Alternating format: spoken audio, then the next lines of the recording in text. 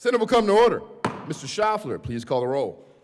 Senators Amabile, Baisley, Ball, Bridges, Bright, Carson, Catlin,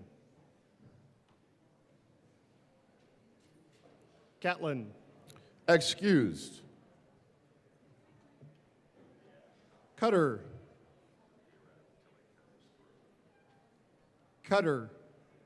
Excused. Danielson, Doherty, Exum, Excused. Frizzell, Gonzalez, Henriksen, Judah, Kip, Kirkmeyer, Kolker, Liston, Lundin, Marchman, Excused. Michelson Janae, Mullica, Pelton B, Pelton R, Rich, Roberts, Rodriguez, Simpson, Snyder, Sullivan, Wallace, Weissman, Winter. Mr. President. Let's do this. The morning roll call is 31 present, 0 absent, 4 excused. We have a quorum. The good senator from Broomfield. Would you please lead us in the Pledge of Allegiance? Thank you, colleagues. Will you please join me in the Pledge of Allegiance? I Pledge allegiance to the flag of the United States of America and to the republic for which it stands, one nation, under God, indivisible, with liberty and justice for all. Approval of the journal. Senator Bright. Thank you, Mr. President. It is crucial that we have consensus on the accountability of the events that happened yesterday. And as such, I move that the Senate Journal of April 15, 2025 be approved as corrected by the Secretary. You have heard the motion. All those in favor say aye. Opposed, no. Wow. But the ayes still have it, and that motion is adopted. Committee reports. I'm sorry, Senate services. Correctly printed, Senate Bill 291, 292, 293, 294, 295, 296, and 297. Correctly engrossed, Senate Bill 27, 34, 53, 167, 179, 181, 182, 186, 189, 192, 193, 194, and 276. Correctly re-engrossed, Senate Bill 18, 40, 277, and 282. Correctly revised, House Joint Resolution 1022. Correctly re-revised, House Bill 1080, 1197, 1208, and 1228. Correctly enrolled, Senate Joint Resolution 10. Now committee reports. Committee on State Veterans and Military Affairs. After consideration on the merits, the committee recommends the following. Senate Bill 142 be amended as follows, and is so amended be referred to the Committee on Appropriations with favorable recommendation. After consideration on the merits, the committee recommends the following. Senate Concurrent Resolution 002 be referred to the Committee of the Whole with favorable recommendation. After consideration on the merits, the committee recommends the following. House Bill 1225 be referred to the Committee of the Whole with favorable recommendation. Mr. President, the Committee on Finance has had under consideration and has had a hearing on the following appointments and recommends that the appointments be placed on the consent calendar and confirmed. Member of the Public Employees Retirement Benefits Plan, effective July 11, 2024, for a term expiring July 10, 2028. Taylor McLemore of Denver, Colorado, to serve as a representative with experience and competence in investment management, finance, banking, economics, accounting, pension administration, or actuarial analysis, reappointed. Committee on Finance, after consideration on the merits, the committee recommends the following. Senate Bill 283 be referred favorably to the Committee on Appropriations. After consideration on the merits, the committee recommends the following. Senate Bill 285 be referred favorably to the Committee on Appropriations. After consideration on the merits, the committee recommends the following. House Bill 1289 be referred to the Committee of the Whole with favorable recommendation and with a recommendation that it be placed on the consent calendar. After consideration on the merits, the committee recommends the following. House Bill 1209 be amended as followed, and as so amended be referred to the Committee on Appropriations with favorable recommendation. Mr. President, the Committee on Business, Labor, and Technology has had under consideration and had a hearing on the following appointments and recommends that the appointments be placed on the consent calendar and confirmed. Members of the Board of Mortgage Loan Originators for terms expiring August 10, 2028, Josh Broadbeck of Denver, Colorado to serve as a representative of the public at large appointed. David Williams of Littleton, Colorado to serve as a licensed mortgage loan originator appointed. Natalie Lawson of Greenwood Village, Colorado to serve as a licensed mortgage loan originator appointed. Mr. President, the Committee on Business, Labor, and Technology has had under consideration, has had a hearing on the following appointments and recommends that the appointments be placed on the consent calendar and confirmed. Member of the Uninsured Employer Board for a term expiring September 1st, 2027. Jason Wardrop of Aurora, Colorado to serve as a representative of labor organizations appointed. Mr. President, the Committee on Business, Labor, and Technology has had under consideration, has had a hearing on the following appointments and recommends that the appointments be placed on the consent calendar and confirmed. Member of the Statewide Internet Portal Authority, effective June 2nd, 2024, for a term expiring June 1st, 2028. Ernesto Chavez of Westminster, Colorado to represent local government reappointed. Mr. President, the Committee on Business, Labor, and Technology has had under consideration, has had a hearing on the following appointments and recommends that the appointments be placed on the consent calendar and confirmed. Member of the State Plumbing Board for a term expiring July 1st, 2025. Sarah Harkson of Thornton, Colorado to serve as a representative of Master Plumbers, occasioned by the resignation of Sonny Welch of Castle Rock, Colorado, appointed, effective July 2nd, 2024, for a term expiring July 1st, 2028. John Hill of Colorado Springs, Colorado to serve as a plumbing contractor, reappointed. Mr. President, the Committee on Business, Labor, and Technology has had under consideration, has had a hearing on the following appointments and recommends that appointments be placed on the consent calendar and confirmed. Members of the State Electrical Board for a term expiring July 1st, 2025. Benjamin Larkin of Castle Rock, Colorado to serve as an electrical contractor who has a master's license occasioned by the resignation of Elva Diane Lynch of Commerce City, Colorado, appointed. For a term expiring July 1st, 2026. Tyler Bain of Brighton, Colorado to serve as an electrical utility professional member appointed. For terms expiring July 1st, 2027. Thomas Keel of Sterling, Colorado to serve as an electrical contractor who has a master's license, reappointed. Mark Montoya of Ouray, Colorado to serve as a master electrician who is not an electrical contractor, appointed. Adam Quintana of Westminster, Colorado to serve as a building official from a political subdivision of the state performing electrical inspections, appointed. Yvette Roman of Denver, Colorado to serve as a general contractor actively engaged in the building industry, appointed. Committee on Business, Labor, and Technology, after consideration on the merits, the committee recommends the following. House Bill 1004 be amended as follows, and as so amended, be referred to the Committee of the Whole with a favorable recommendation. Members, as made famous by Senator Bob Gardner, most notably during a call for division, I would ask you all to stand with us as we recognize two senators in our chamber. One is Senator Bob Gardner, and also, please help us welcome back Senator Evie Hudak.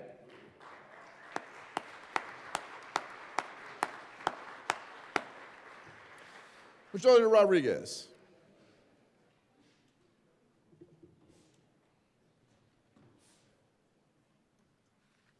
Thank you, Mr. President. I move the Senate proceed out of order for moments of personal privilege. You've heard the motion. All those in favor say aye. Opposed, no. The ayes have it. The Senate will proceed out of order for moments of personal privilege. Majority Leader Rodriguez. Senator Kirkmeyer. Do I move this? No, you're not that well at the memorial. Oh, okay. Sorry. Never mind. But good morning. Good morning. Yep. Come on up. Senator Michelson-Janae. Thank you, Mr. President. I request a moment of personal privilege. Granted. We have some guests in the room today, including the mayor of Commerce City. Please stand up. Steve Douglas and his wife, Christy Douglas, who is a city councilor, and City Councilor Craig Kim from Commerce City are here today, along with the team from Commerce City, the city manager and team. Please stand up and please welcome Commerce City to the chamber today. Welcome to the Senate. Majority Leader Rodriguez. Thank you, Mr. President. I'd ask for a moment of personal privilege. Granted. Colleagues, today it's a high honor for me, after yesterday having Aid Appreciation Day and the work that our aides do to help us, and the people of Colorado, and always want to recognize people that help us serve our constituents. So today, I have a tribute for the LCS Constituent Services Team, which many of you use for a lot of work through sessions to help our constituents get service done. I can't thank them enough for the help we've done still on unemployment and COVID and the work you guys help to get people served. I'd like to read off the The tribute, the Senate of the Colorado Legislature, convened in the first regular session of the 75th General Assembly, hereby extends the heartiest congratulations and commendation to the LCS Constituent Services Team. The Colorado Senate recognizes and honors the work of the Constituent Services Team, with the Legislative Council staff from providing resources to corresponding with various agencies, constituents on behalf of providing research and advice. This group has diligently helped those in need countless times during this session and in many years past. They are extremely punctual, professional, and knowledgeable in all matters that they are called on to assist. One of the most rewarding things we can do in the Senate legislators is help constituents directly, and we would not be able to do that without the support of the Constituent Services Team. For their reliable, invaluable contributions to our legislature and the people of Colorado, the Constituent Service Team is highly deserving of this recognition and commendation on request of Senator Rodriguez, given the 16th day of April 2025, State Capitol, signed Senator James Rashad Coleman, President of the U.S. Senate. Colleagues, I'd like the LCS team to stand up over here to be recognized.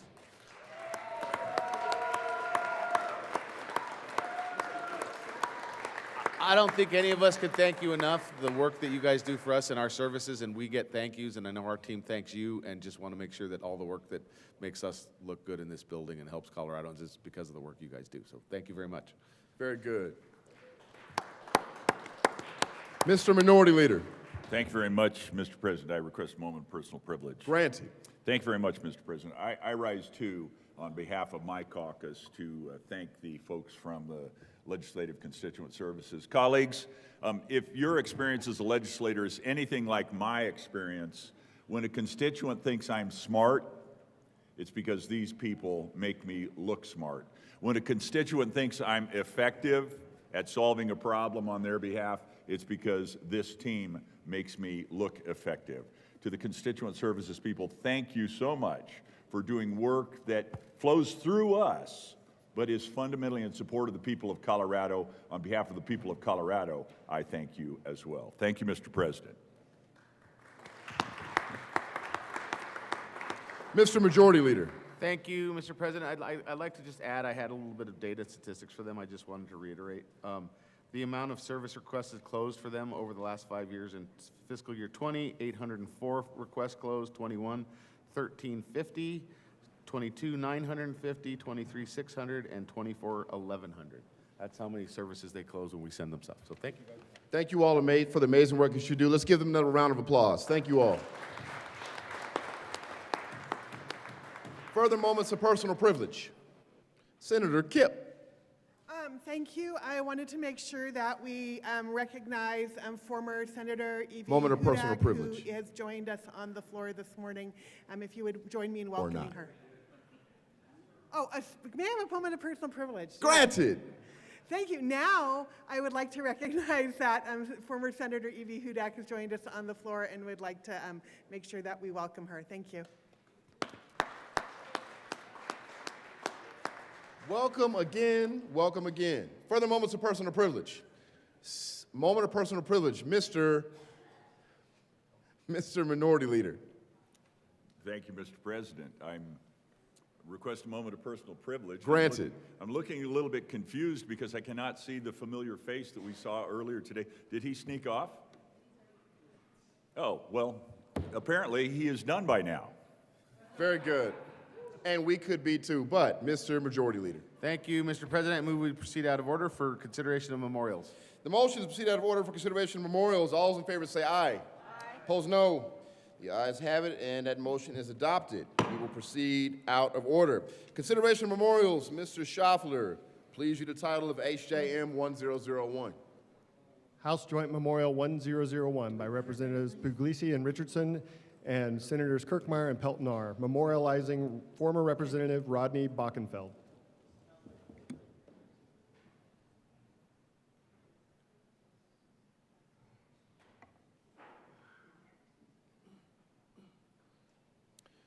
Senator Kirkmeyer. Thank you, Mr. President. I move for the adoption of HJM 1001 and request that it be read at length.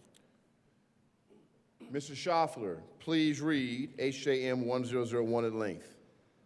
Whereas Rodney Bockenfeld, the former representative, departed this life on February 13, 2025 at the age of 69, and whereas Rodney Joseph Bockenfeld, known to everyone as Rod, was born on December 9, 1955 in Quincy, Illinois, to Donald and Patricia Bockenfeld. And whereas Representative Bockenfeld was a graduate of Catholic Boys High School in Quincy, Illinois in 1974, Western Illinois University in 1978, and the University of Colorado Graduate School of Banking in 1990. And whereas Representative Bockenfeld moved to Denver in 1978 and became a fraud investigator for Mountain States Bank Card, and later met his wife Susan while working at Central Bank of Denver in 1984. And whereas Representative Bockenfeld and Susan Bockenfeld were married in 1985 and were blessed with 5 children, Paul, David, Joseph, Jacob, and Erica. And whereas Representative Bockenfeld was a high school class president for 2 years and also president of the Denver chapter of the International Association of Credit Card Investigators. And whereas a 20-year career in banking and then owning his own financial business for 10 years helped prepare Representative Bockenfeld for his political career, he was elected Arapahoe County Commissioner for 3 terms from 2004 to 2016, served as chairman of the Board of County Commissioners for several of those years, and served on the Finance Committee. And whereas Representative Bockenfeld also served as chairman of the Denver Regional Council of Governments for 1 year, as well as on several committees for the National Association of Counties. And whereas Representative Bockenfeld was elected in November 2018 to the Colorado House of Representatives for District 56, which included Adams and Arapahoe counties until redistricting in 2022 added Cheyenne, El Paso, Elbert, Kit Carson, and Lincoln counties. And whereas Representative Bockenfeld served for 3 terms from 2019 to 2024, was a member of the Legislative Audit Committee for 4 years, and was a member of the Joint Budget Committee for his final term. And whereas Representative Bockenfeld was known for his love of the Taxpayers' Bill of Rights and for advocating for local government, he always viewed legislation with a fiscal eye, prioritizing a balanced budget with advocating for K-12 and higher education. And whereas Representative Bockenfeld was honored to serve the citizens of Colorado as both an Arapahoe County Commissioner and a state representative, and whereas Representative Bockenfeld was very proud of the adults his children have become and cherished the memories of them growing up and later the time spent with his grandchildren. And whereas Representative Bockenfeld loved to travel in a motorhome with his family and visited all but 3 of the lower 48 states over the last 35 years. And whereas Representative Bockenfeld and his wife Susan enjoyed a final adventure to Germany in 2023, where they visited 5 towns where his ancestors had lived, fulfilling a lifelong dream. And whereas Representative Bockenfeld was predeceased by his father, Donald Bockenfeld, mother Patricia Miato, brother Jeffrey Bockenfeld, beloved son David Strickland, and beautiful granddaughter Riley Bockenfeld. And whereas Representative Bockenfeld is survived by his wife of 40 years, Susan, son Paul Strickland, son Joseph Bockenfeld, son Jacob Bockenfeld, daughter Erica Bockenfeld, brother Jim Bockenfeld, sister Danette Kennedy, and 8 grandchildren. Now therefore be it resolved by the House of Representatives of the 75th General Assembly of the State of Colorado, the Senate concurring herein, that in the death of Representative Rodney Bockenfeld, the people of the State of Colorado have lost a devoted public servant and an outstanding citizen, and that we, the members of the 75th General Assembly, pay tribute to Rod Bockenfeld for years of dedicated public service and extend our deep and heartfelt sympathy to the members of the family. Be it further resolved that copies of this memorial be sent to Susan Bockenfeld, Erica Bockenfeld, Joseph Bockenfeld, Jacob Bockenfeld, James Bockenfeld, Paul Strickland, and Danette Kennedy. Senator Pelton R. Thank you, Mr. President. Please be seated. What can I say about Rod Bockenfeld?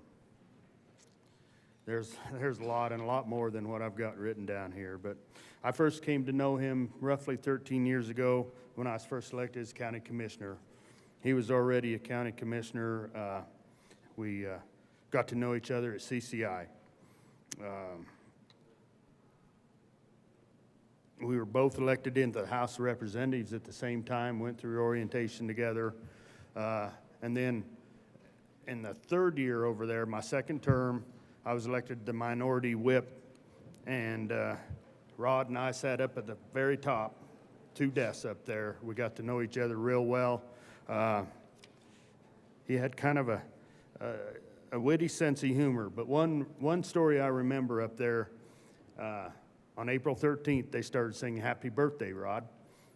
And they were singing it to Rod Bockenfeld. And he was up there, whoa, whoa, that's not me. It's the other Rod. We chuckled about that many times. I remember after the redistricting and Rod decided to run for rep of the new House District 56, he was going to be my representative. And I told people, I cannot wait to vote for my new representative. He's going to be so much better than the one we currently have. Of course, that was me, but he started going to Lincoln Day dinners and events out on the Eastern Plains, and he said, man, you guys know how to cook out here. He just loved coming out there and eating our home-cooked meals. I was so honored to get to know Rod Bockenfeld, and we became close, and I got to treasure him as a friend. God blessed me by putting Rod Bockenfeld in my life. It's great to serve with him and to get to know him. And for that, I'm eternally grateful. Rest in peace, Rod Bockenfeld. Senator Kirkmeyer. Thank you, Mr. President. Members, I too knew Representative Bockenfeld as a county commissioner. And believe me when I say we had a lot of robust discussions at CCI with regard to debt and Tabor and to fiscal issues and bills that some of y'all were trying to pass that we didn't like. But it was really good discussion. He was a great county commissioner. He was good at being on the Joint Budget Committee with his background. But my thoughts about Representative Bockenfeld are this. He's the guy that when he said your name, and he would use your full name, he'd be like, Barbara. And I'd be thinking, oh my God, thank God he doesn't know my middle name because I feel like I'm getting in trouble.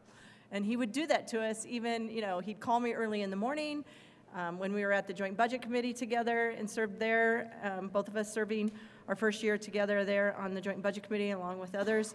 But he would use those terms, and I feel like, God, he's just like my dad getting ready to yell at me or something. But there were a couple mornings when he would call me, and I'd be like, no, Rod, I'm not going to do that. And he'd get upset, so then he'd call Senator Zenzinger and try to talk her into it. And then she would call me, and she's like, you need to talk to Rod. I'm like, no, you do. He's going to yell at me. But he was a very dedicated public servant. He cared very deeply about balancing the budget. He cared very deeply about showing up and being at work all the time. And he loved his family. He loved this state. He loved the people that he served. And he will be missed. He was a great friend. And he was just a great individual. And I'm going to miss having those robust discussions with him. We all saw him at the Joint Budget Committee basically the night before he got really sick and went into the hospital. So it was quite a shock to all of us, and it was hard to work through, but we did, and rest his soul. We all love Rod Bockenfeld, and he just was a great individual. Thank you. Further discussion? Senator Bridges. Thank you, Mr. President. I just wanted to add, having served with him along with Senator Kirkmeyer in the Joint Budget Committee, he was a kind, thoughtful, tough guy who often had his head down. He didn't really engage as much as other members of the committee did on a lot of different issues. We all have that one issue we perk up for, though. And for Rod, it was horse racing. And the length of time that we spent discussing, it was like a $150,000 question, something about horse racing here in the state. I became a little bit of an expert simply for being in the room while he was grilling the department about horse racing here in the state of Colorado. And so I hope wherever he is either watching, I don't even know if he watched horse racing or he just cared about it because it was in the district, but I hope he is somewhere fighting for good policy changes in favor of horse racing. Miss him a lot. Senator Judah. Thank you, Mr. President. Myself and Rod and R. Pelton, we were both co-whips at the same time. And so we were both in those back rows. And I have to say, you two were probably some of the first folks from the other side of the aisle that became my friends. And our tradition became every time he would pass by my desk, we would high five. And if he didn't like how that high five turned out, he would say, no, we have to do it again. And it was something that I looked forward to, and I would do the same when I would pass by his desk. But one thing that that I did enjoy was our conversations that became really heartfelt and deep and allowed me to actually get to know him as a person, as a not just as a legislator. And humanizing each other, I think, is what made it really easy for us to work together. And when we were there on those really late nights, I would literally pull up a chair to your two desks, and we would talk about some of the most random things, whether it was the ponies or, life in his district. And it gave me a sense to really understand how he represented his constituents. And it was really to the fullest extent of his heart and why he sat in that chamber. I will miss those high fives, and I truly hope that you are in a better place. Further discussion. Members, I hate to break it to you, but nobody except our friends and family knows who we are outside of this building, more than we know each other. Kimmy Lewis, Hugh McKean, and Rod Bockenfeld. These are individuals that we've had the pleasure of serving with. Sometimes when you have memorials, you're recognizing people who you've never served with. But we are to each other in a way that nobody else is. So in church, it's a really awkward thing to say, just look around the room. Do that for me. Look at the members that we serve with in this caucus, in this chamber. This is the reason why we don't always have to like each other. And you know what? If you don't feel that way, you don't have to love each other. But the way that we feel right now is different than the way we felt when Representative Bockenfeld might have been a no vote, might have spoken opposition to your bill, because he's not here anymore. And we just wish we had one more moment just to say hi and not talk about policy at all, just to spend time with him.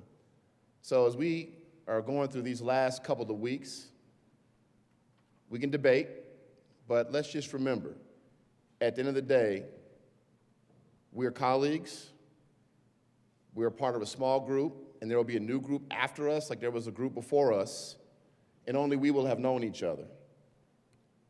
And I don't say this, and I will never say it again because we're not in the House, but it is an honor to serve with all of you. And it was an honor to serve with Representative Bockenfeld. Senator Pelton R. Thank you, Mr. President. I renew our motion for the adoption of HJM 1001. The motion is the adoption of HJM 1001. Are there any no votes? With a vote of 31 ayes, 0 noes, 0 absent, and 4 excused, HJM 1001 is adopted. Senator Kirkmeyer. Thank you, Mr. President. I request the current roll call be added as co-sponsors. Without objection, the current roll call will be added as co-sponsors. Thank you, members.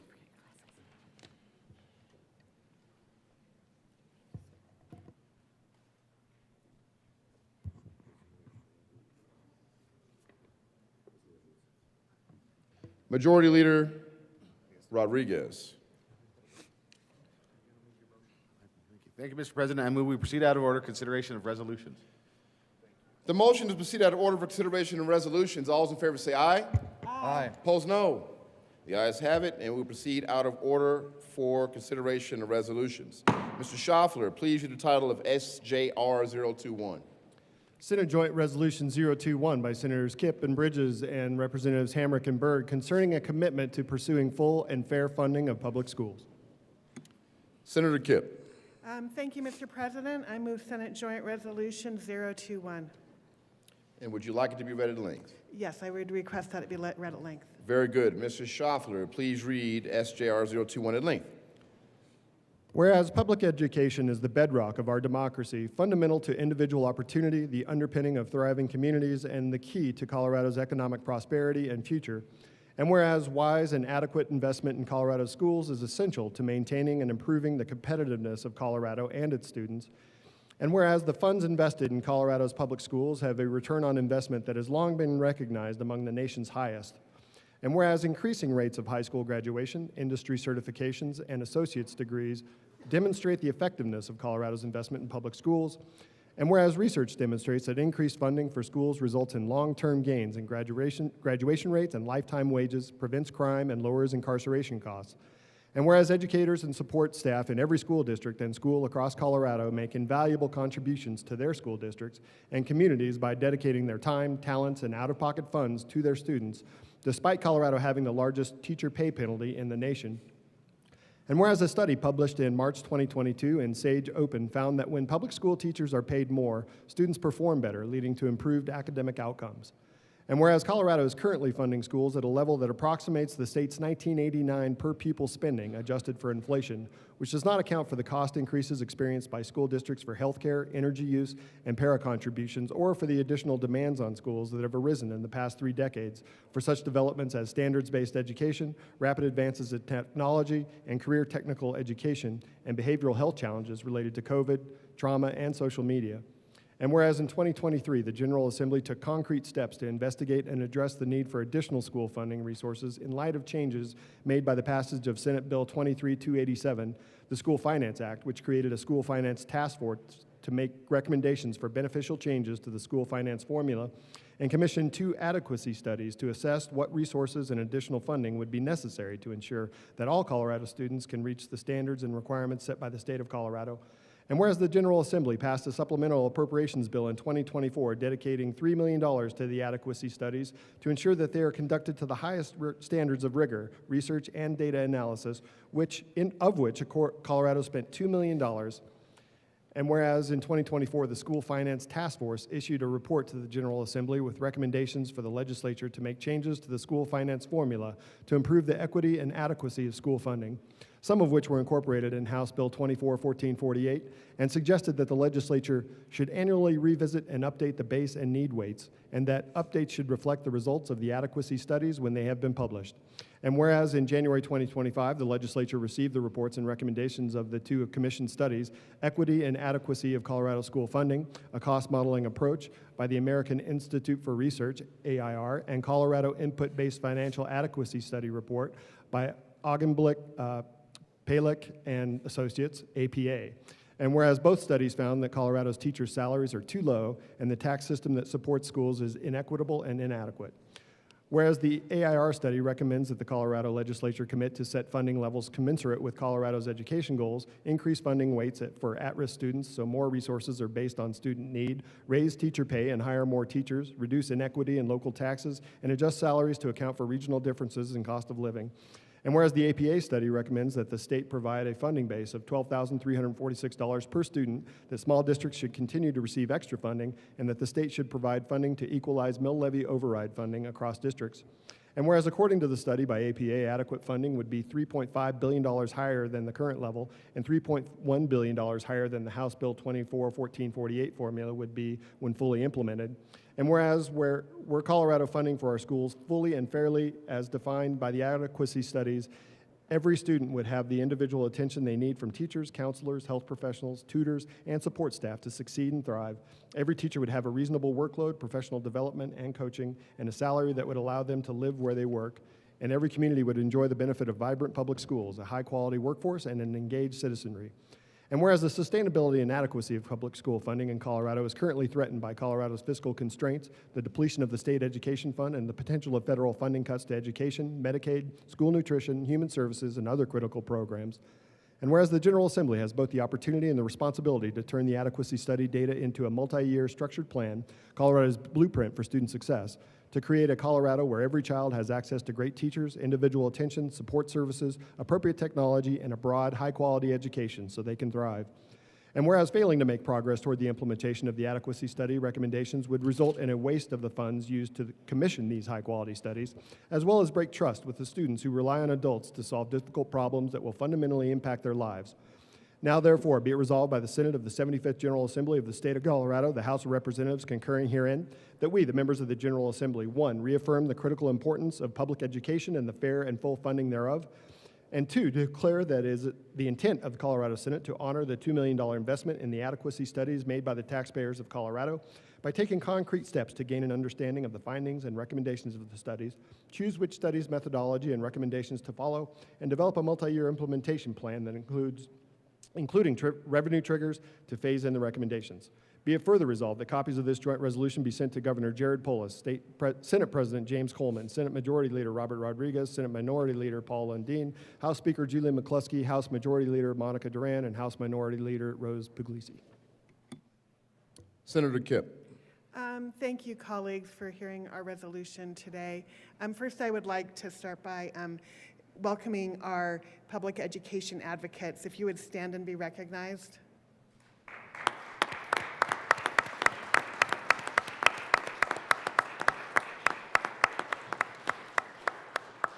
Today at the Capitol, we have public education advocates joining us from around the state. Like them, I have been fighting for proper funding for our public schools for years on end, and frankly, that is why I am here today. I wanted to join the House because I got tired of coming to the legislature and begging other legislators to figure out solutions and try and figure out how we want to fund our public schools. We were really fortunate that in the School Finance Act a couple of years ago, we were able to get these adequacy studies funded because we needed to know, right? We finally this year, this particular school year, are back to 1989 equivalent levels of funding our public schools. But who says that's the right amount?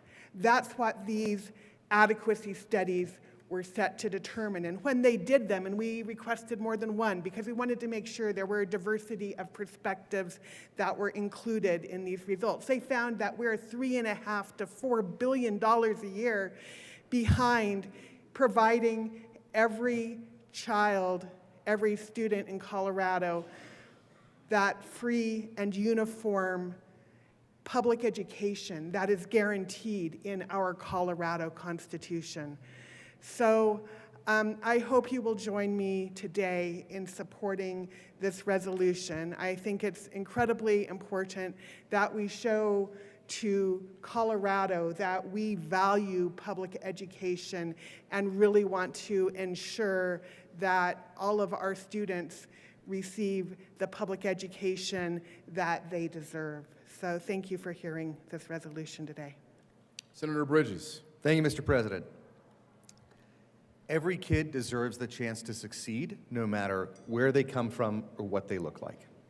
That is the premise of our public educational system in the state, and we have an inadequate and inequitable form of funding that system of public education. I have been on the Education Committee every year. I fought hard when I first came in as a first-year member of the House to be on the Education Committee.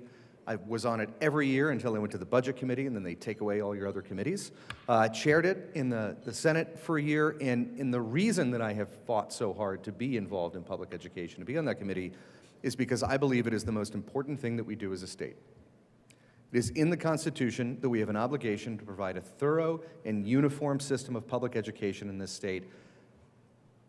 And for years, we have fought against an inadequate and inequitable system of funding in this building that goes out to our schools. Equity, adequacy. The equity piece is the one that we have really worked on over the last few years.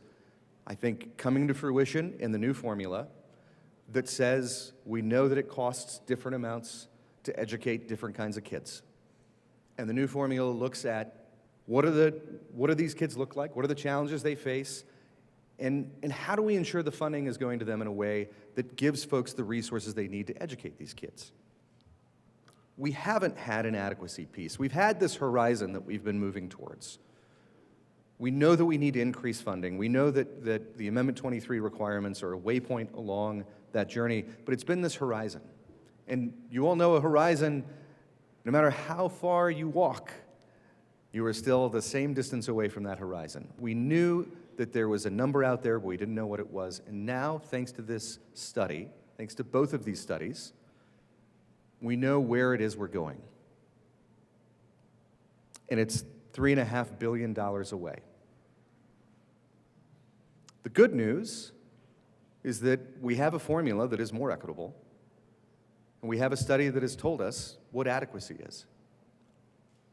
The bad news is that in a $16.5 billion general fund, where $4.5 billion goes to Medicaid, $4.5 billion currently goes to public education. That's 2/3 right there. There isn't $3 billion in that remaining third. There isn't $4 billion in that remaining third. Not if we're going to fund higher education, not if we pay for the Department of Corrections, not if we pay for human services to folks that have disabilities or are elderly. There's not room in the budget, as it currently stands, to meet that number. But the reason that I am on this resolution today, this will be the second time that I refer to the West Wing in under a month, so bear with me. Story about two Irishmen who come to a wall. They're out on a walk, and they say, well, what do we do now? And one of the Irishmen takes his cap and throws it over the wall. The other one turns to him and goes, what did you just do? He says, well, now we have to find a way around this wall. That's where we are today. This resolution says we are throwing our hat over the wall. We know where we need to get. We're not quite sure how we're going to get there yet, but we know we have a destination. There's a wall in the way, but we're going to get there. To all the folks who work in public education in the state, thank you. Thank you for the work you do, knowing that you are paid less in this state compared to what folks make in other states. We are working on it. We have a long way to go. We've thrown our hat over the wall, and we're going to get there. Thank you. Further discussion? Senator Colker.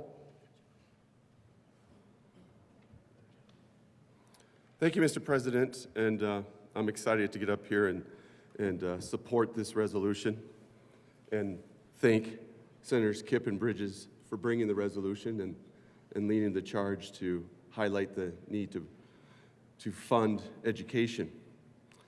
We need to bring education up to these standards and use any method possible. We have so many uncertainties right now. Our news cycle is flooded with one crisis to the next. Due process failures, inflation, tariffs, job cuts, potential disruptions in federal funding to Medicaid and education. This resolution helps bring back to the forefront the prioritization of education funding here in Colorado. It is specific. It tells what our total needs are based on these two different studies. It highlights the need for sustainable funding and the threats to that funding.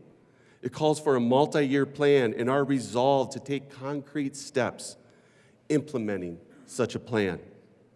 All great points and items I value. I'm sure many of you do too. There is just one slight issue the people of Colorado would like to address. They want, in the words of the King, a little less conversation, a little more action, please. We have a tremendous need in funding education based on these studies. It is an elephant-sized need. You know how to eat an elephant? One bite at a time. One bite at a time, and we have that opportunity to start addressing that one step at a time.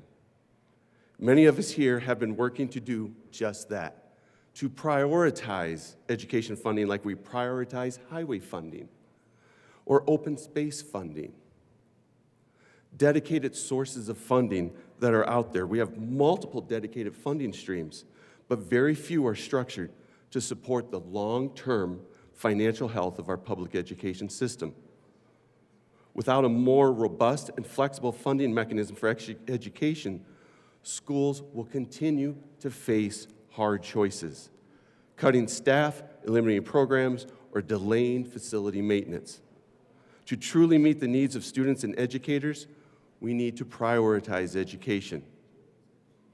We have learned our lesson by starting dedicated funding for preschool. We can actually start dedicating funding to K through 12 education now, enough to reduce the threats to the state ed fund noted in this resolution.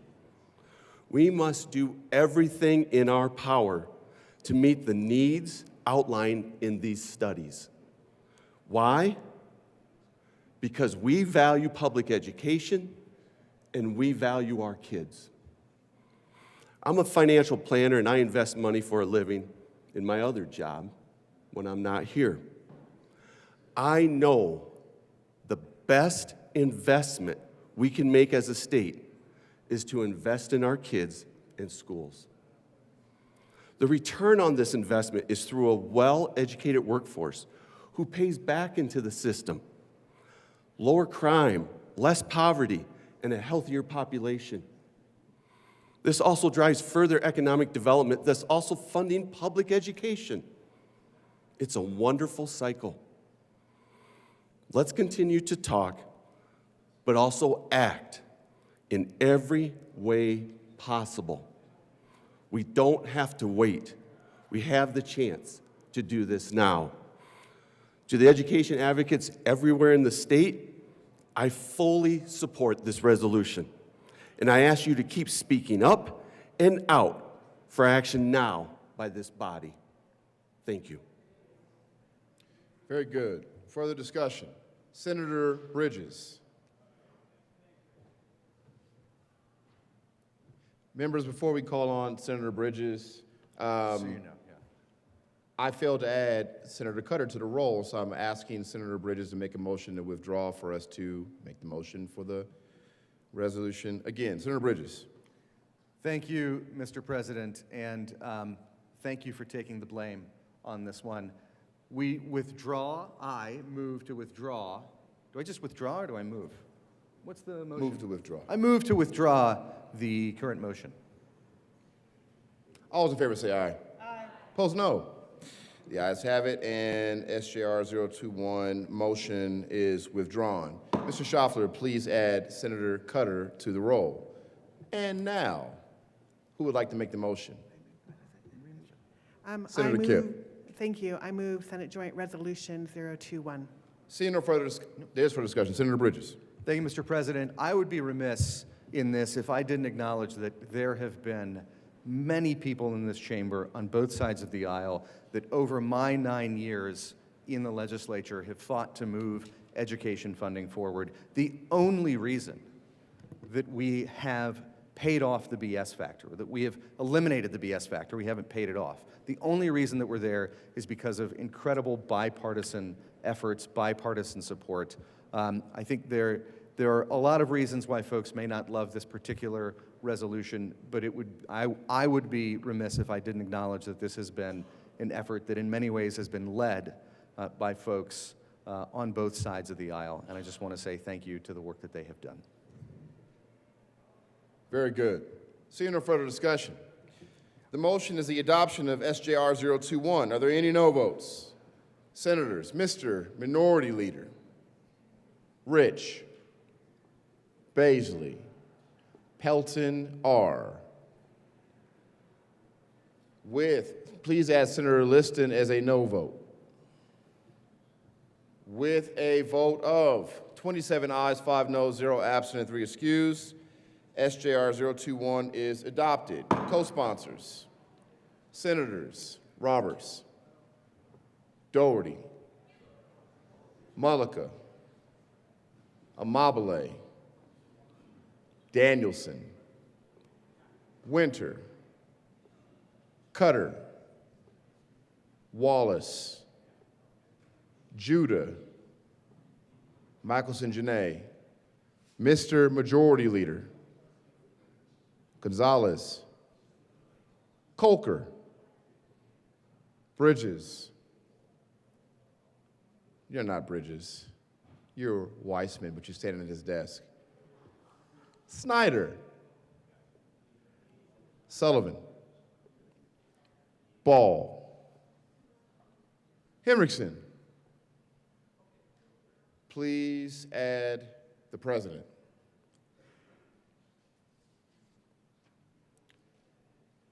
Majority Leader Rodriguez.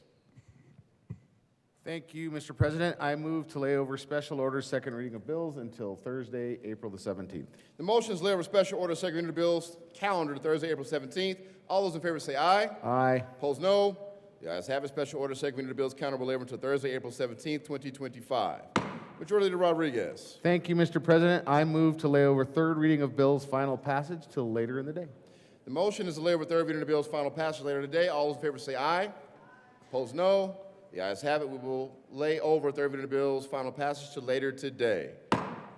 Majority Leader Rodriguez. Okay. Got it. General orders. Second reading of bills. Senator Kipp. Thank you, Mr. President. I move that the Senate resolve itself into the committee of the whole for consideration of general orders, second reading of bills consent calendar. You heard the motion. All those in favor say aye. Aye. Opposed, no. The motion is adopted. The Senate will resolve itself in the committee of the whole for consideration of general orders, second reading of bills consent calendar, and Senator Kipp will take the chair. Thank you, John.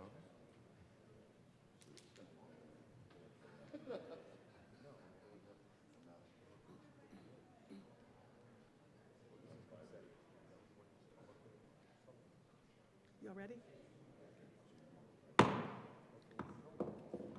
The committee will come to order, and the coat rule is most definitely relaxed. Will the clerk please read the title of all the bills on the general order second reading of bills consent calendar? House Bill 1301 by Representatives Carter and Espinosa and Senator Robertson Gonzalez concerning the addition of voice court reporters to the list of professionals who may administer an oath or affirmation. House Bill 1290 by Representatives Lindsted and Valdez and Senator Mullica concerning transit worker safety. Majority Leader Rodriguez. Thank you, Madam Chair. I move for passage of all the bills on the general order second reading of bills consent calendar, which are House Bill 1301, House Bill 1290, and the Judiciary Report. Thank you. Is there any discussion on the committee report? The motion before the body is the adoption of the committee report on the general order second reading of bills consent calendar. All those in favor say aye. Aye. All those opposed, no. The ayes have it, and the committee report is adopted.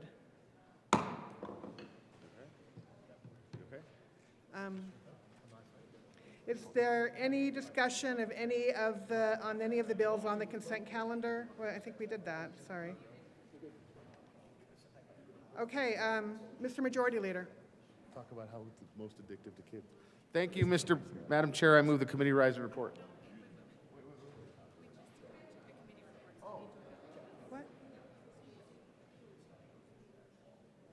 Okay, thank you. Sorry, so is there any discussion of any of the bills on the consent calendar? The motion before the body is the adoption of all the bills on the general order second reading of bills consent calendar. All of those in favor say aye. Hey. All opposed, no. The ayes have it, and all the bills are adopted. Majority Leader Rodriguez. Thank you, Madam Chair. Thank you, Madam Chair. Are we ready? Yes. Now we can. Thank you, Madam Chair. I move the committee rise and report. The motion is for the committee to rise and report. All those in favor say aye. Hey. All opposed, no. The ayes have it, and the motion is adopted. The committee will rise and report. That is well done. Well done. Like steak. You're good.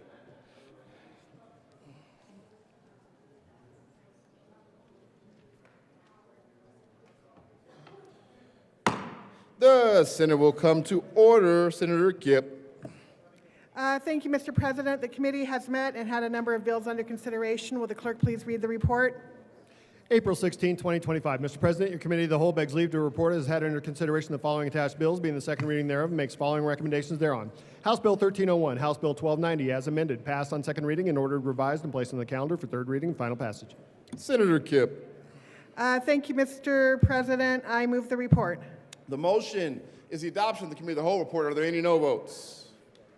With a vote of 32 ayes, 0 noes, 0 absent, 3 excused, committee of the whole report is adopted. House Bill 1301 and 1290 as amended, passed in second reading, order revised and placed on the calendar for third reading and final passage. General orders. Second reading of bills. Senator Kipp. Thank you, Mr. President. I move the Senate resolve itself into the Committee of the Whole for consideration of general orders, second reading of bills. You've heard the motion. All those in favor say aye. Aye. Opposed, no.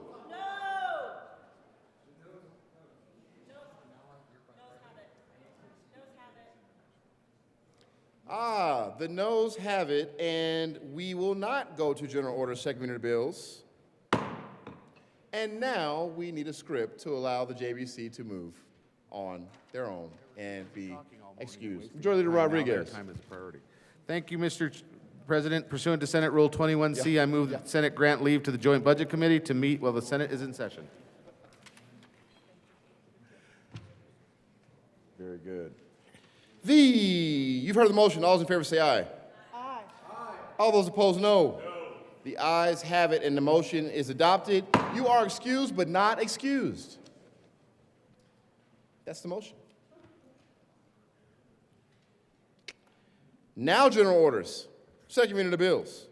Senator Kipp. Thank you, Mr. President. I move that the Senate now resolve itself into the Committee of the Whole for consideration of general orders, second reading of bills. You've heard the motion. All those in favor say aye. Aye. Opposed, no. The ayes have it, and the motion is adopted. The Senate will resolve itself in Committee of the Whole for consideration of general order, second reading of bills, and Senator Kipp will take the chair.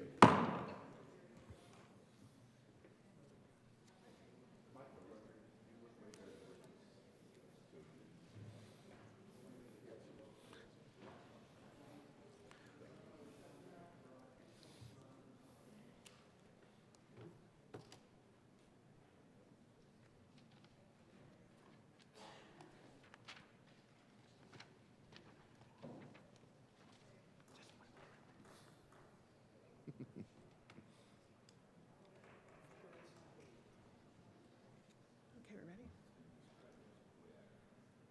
Okay.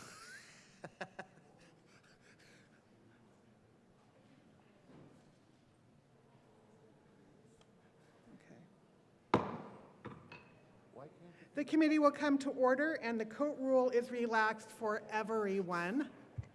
Mr. Majority Leader. Thank you, Madam Chair. I move that the Senate proceed out of order to take up Senate Bill 158. Thank you. The motion is to proceed out of order to take up SB 25-158. All in favor, please say aye. All opposed, no. The Senate will proceed out of order to consider 158. Senator Sol.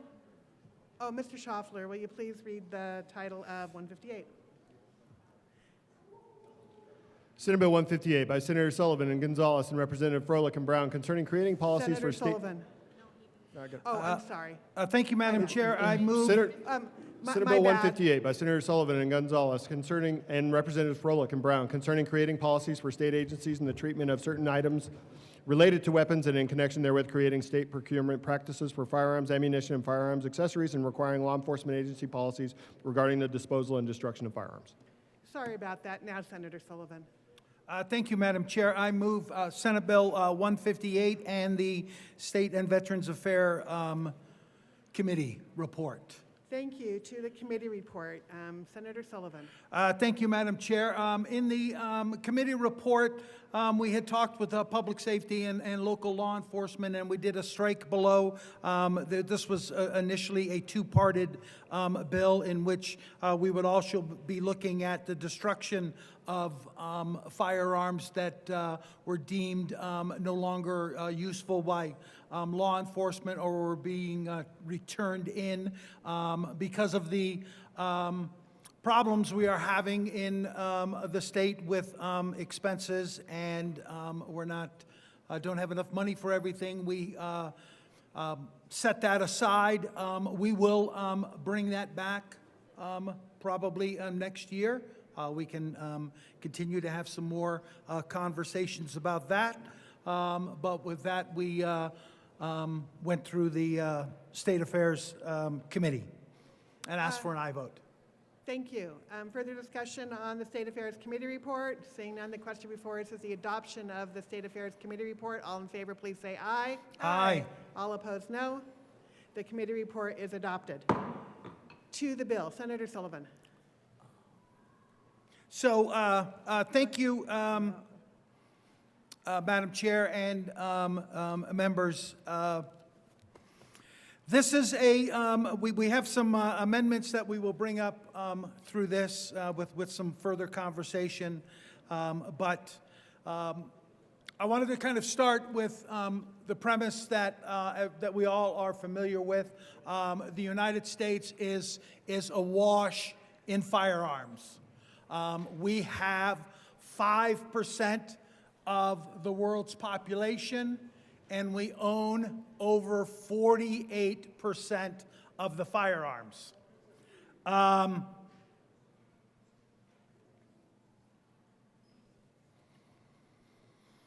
But I'm not here to talk about, and I've tried that in the past, is to try to make sure that those who have deemed to be a harm to themselves or others, we get their firearms temporarily away from them, that we secure our firearms, that we take a space from those who are in dire need of mental health, and keep the most lethal instrument that they can use to take their own lives away from them.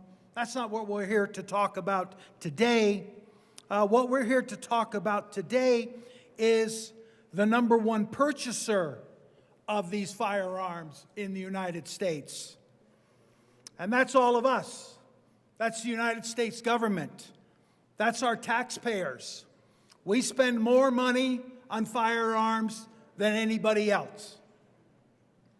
What this legislation is trying to do is not to say you can't do that, not to say you can't buy that type, or we don't want you to have as many. You have whatever it is you need. And you are in a position to tell us how much you need. All we're asking, and again, I have heard in this body that we don't want to do business with criminals. And there's still a fuzzy understanding on my part of exactly what a criminal is. I'm sure we're going to talk about who criminals are, but I think that's somebody basically who is in violation of the law. So we want to make sure if we are going to spend taxpayer money purchasing firearms to defend us, to protect us, that at least we are buying them from non-criminals. We are not buying them from people who have been in hindsight with the law. And that's what's happening, folks. That is what is happening in this country. It's happening right here in Colorado. When I was putting together my fact-finding on this and went to our folks that were over there, asking them for some questions about this, asking people like the Department of Corrections and state police who you bought your firearms from, how often you bought them, how much you spent, and they sent me the information of those. I fact-checked that with a report that the Brady Foundation had put together. And you all know Jim Brady. Jim Brady is a Republican who was the communications director for President Reagan, who was shot and paralyzed and eventually died from his gun wounds in an assassination attempt. That's what the Brady Foundation for Gun Violence Prevention is working for that man and his family and his legacy.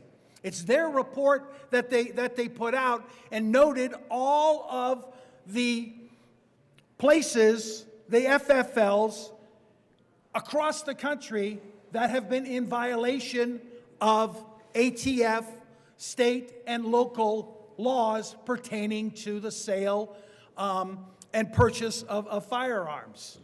And I've got the data here. If anybody is at all interested, there's some lengthy stuff here. There's websites you can go to. There's a website of the state of Colorado, and you can just put in your zip code and you can find out which FFLs in your district, in your neighborhood, have been in violation of this. They all will be promulgated on that map.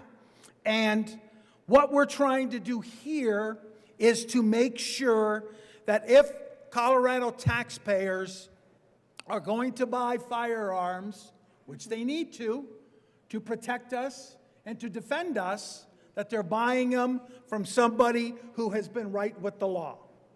That's the basic part of all of this.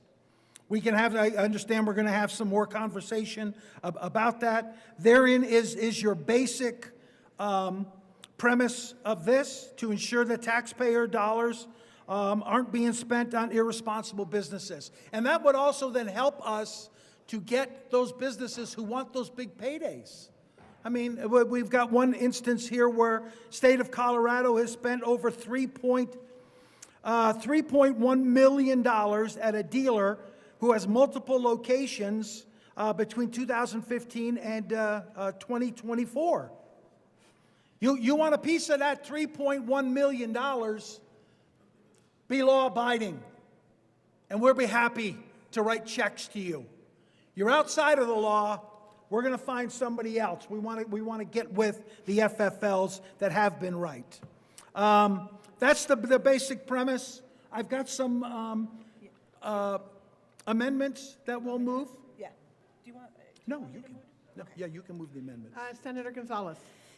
Thank you, Madam Chair. I want to extend my appreciation to my co-prime sponsor for his work, his diligence, and he's far more patient than I am when it comes to these policies.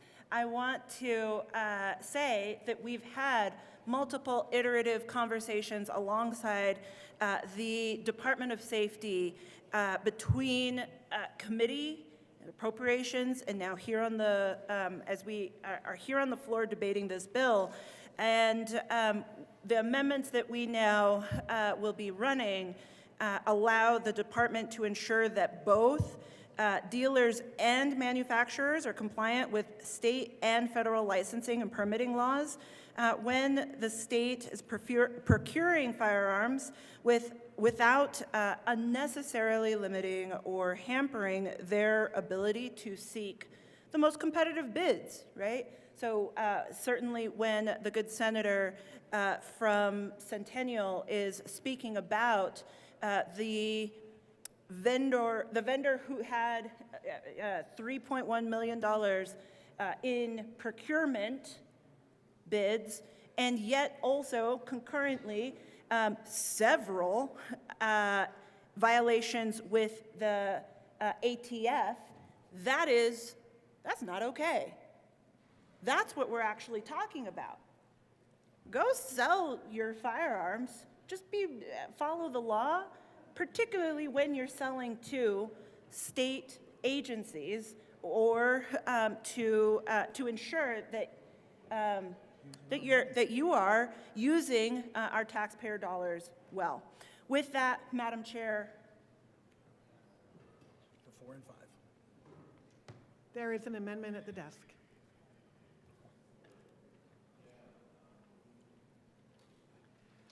Mr. Scheffler, will you please read the L004? Amendment L004, amend printed bill, page 6. Senator Gonzalez. Thank you, Madam Chair. I move L4 to Senate Bill 158. Thank you. To the amendment, Senator Gonzalez. Thank you, Madam Chair. What L4 does is it amends the language related to the document, document ATF trace requests, and also changes the time frames of those trace requests. The amendment also refers to firearm inspections and laws, as opposed to inspections or laws focused on firearms, ammunition, or ammunition accessories. It removes the training for subcontractors and also removes the language firearm precursor parts and substitutes unserialized firearms and serialized unfinished frames or unfinished receivers. Again, this is part of result of close stakeholder work alongside the Department of Public Safety. We ask for an aye vote. Thank you. Is there further discussion on L004? Seeing none, the question before us is the adoption of L004. All in favor, please say aye. Aye. All opposed, no. L004, the ayes have it. L004 is adopted. There is another amendment at the desk.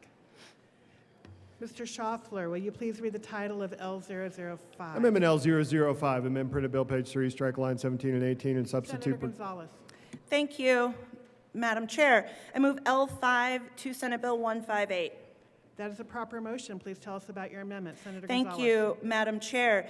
L5 additionally is the, again, product of multiple conversations that we've had with the Department of Safety.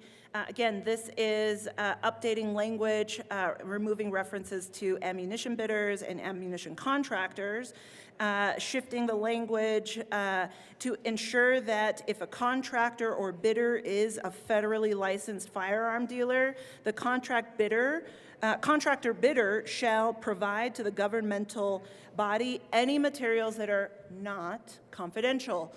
So you can't just forget to file your paperwork.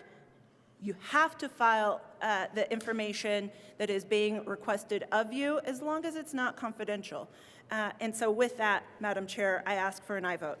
Thank you. Is there further discussion on L005? Seeing none, the question before us is the adoption of L005. All in favor, please say aye. Aye. All opposed, no. L005 is adopted. The ayes have it. Senator Gonzalez. Thank you, Madam Chair. Look, at the end of the day, public procurement here in the state of Colorado is conducted by each individual state agency, and it's the responsibility of each agency to create policies related to their procurement practices. So they do that. For example, CDPHE requires that purchasing agents prioritize the purchase of recycled paper when the price is competitive and quality is comparable.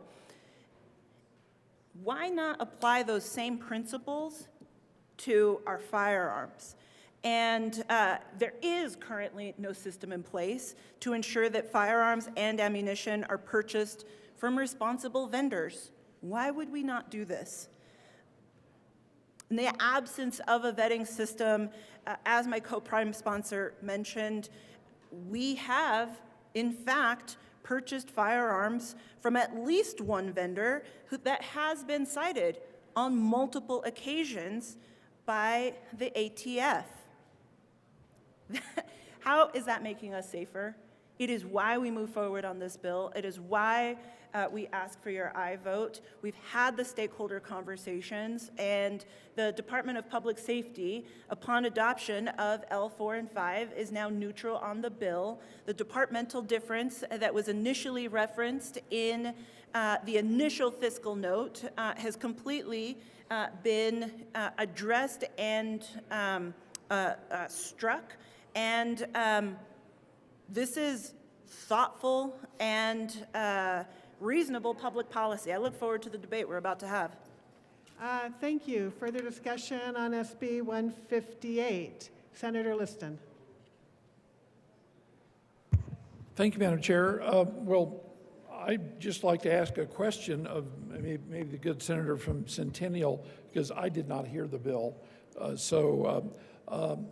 Or the good senator from Denver, North Denver. Is there just, I'm just trying to understand this, is what I'm trying to do. Is the, like the State Patrol, I'm just using that as an example, when they purchase their firearms, are they getting it from just one FFL? You know, what's the problem in the sense, are there multiple FFLs that are committing, and what are the problems? Is it that they're, I don't know, I'm just simply asking, are they selling guns under the table, or is it paperwork problems? Could you give us a little more of an example? I'm trying to understand it. Senator Gonzalez. Thank you, Madam Chair, and thank you for the question to the senator from Colorado Springs. So, In just one example identified from available records, between 2015 and 2024, Colorado state agencies spent over $3.1 million at a dealer whose multiple locations were cited by the ATF for over a dozen violations of federal firearms laws between 2010 to 2016.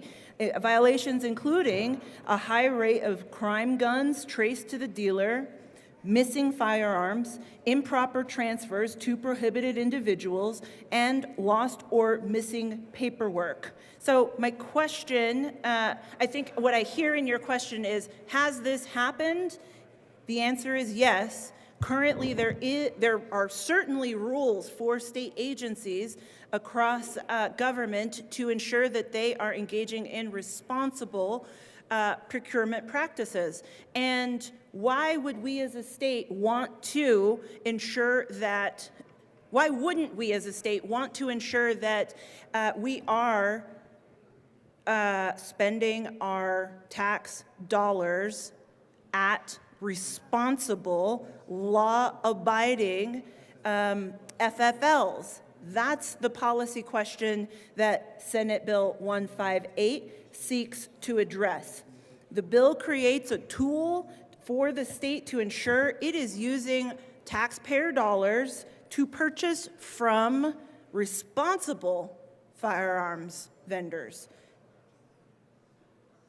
We want to reward the good actors who abide by the law as opposed to rewarding the bad actors who are not, who make the rest of the industry look bad. We heard testimony to that effect in the committee. Thank you. Senator Liston? Well, thank you. Thank you from the good senator from Denver. So I look at this, and I'm not trying to make excuses. I'm just, there again, trying to understand it.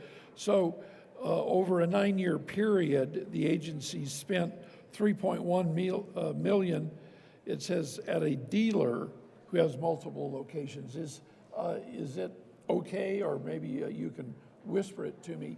I'm just curious the name of the dealer.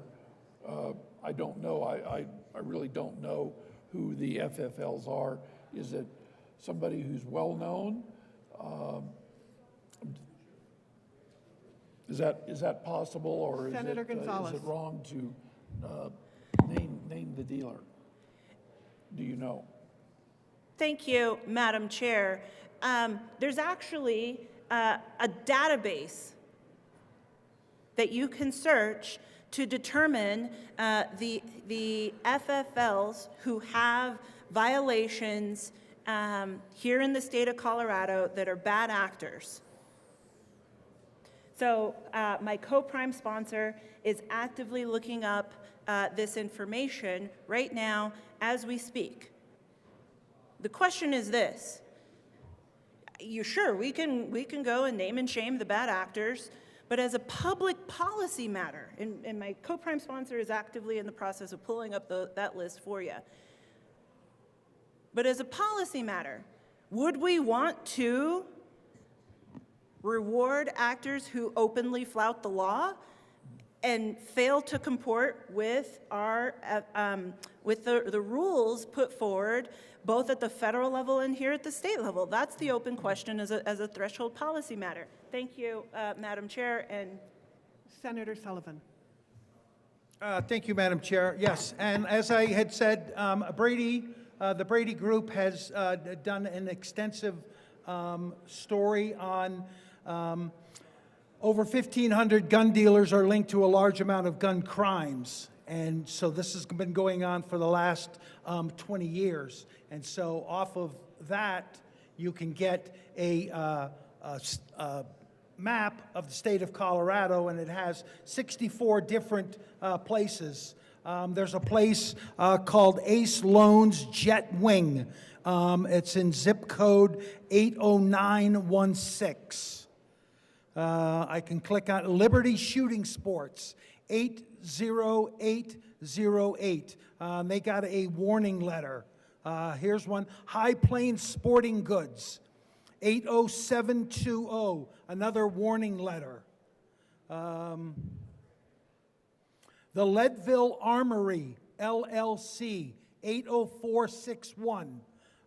They have had a total of 7 different violations. One of the last ones was, again, a warning letter. That's generally what the ATF is up to, is doing warning letters, getting these people right with the laws. But we can go to, you can pull up this website yourself. It's called the Gun Store Transparency Project, and Brady United Against Gun Violence. It's on their website. Senator Liston. Thank you. And so on these letters that the various FFLs receive from the ATF, do they make corrections, and then the ATF will come back and say, okay, you have complied, for whatever, is there a follow-up by the ATF that you're aware of? Senator Sullivan. Thank you, Madam Chair. Not being an ATF agent, I don't know exactly how they move around, but in the report that we have, the violations are, but not limited to, a high rate of crime guns that is traced to that dealer. They have missing firearms. They go in and do inventories. The dealer says, I have X amount of firearms, and when ATF is there, they count them, and they're not all there. That is a violation. Improper transfers to prohibited individuals. Again, that kind of stuff happens. Lost and missing paperwork. Again, they're supposed to have that paperwork on file. They're supposed to send that paperwork in. They don't have it.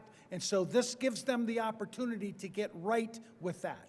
This doesn't hang over them. You aren't blackballed forever from that. We just want them to get right. And Senator Liston. Thank you. And one last question, if I may.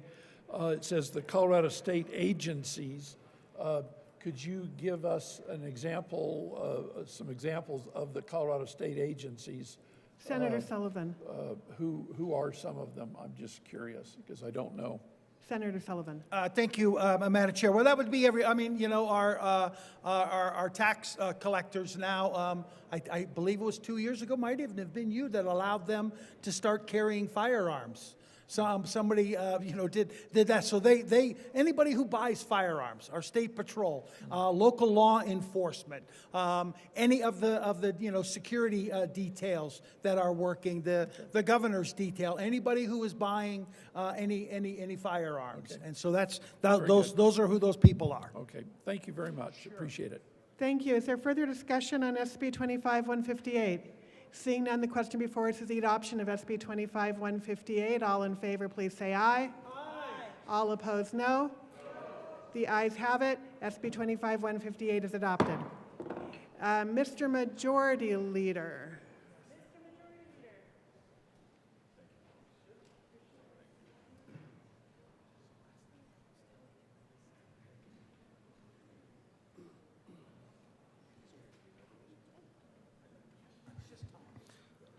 Thank you, Madam Chair. I move the Senate proceed out of order to take up House Bill 1154. Judah. Thank you. The motion is to move out of order to take up HB 25-1154. All in favor, please say aye. All opposed, no. The ayes have it. 1154 will be heard next. Mr. Schaffler, will you please read the title of HB 25-1154? House Bill 1154 by Representatives Brown and Froelich and Senator Judah and Amabile concerning communication services for people with disabilities and in connection therewith creating the communication services for people with disabilities enterprise and making and reducing an appropriation. Senator Judah. Thank you, Madam Chair. I move HB 1154 and the committee report. Thank you to Reports. Sorry. Great, thank you. To the Business, Labor, and Technology Committee report.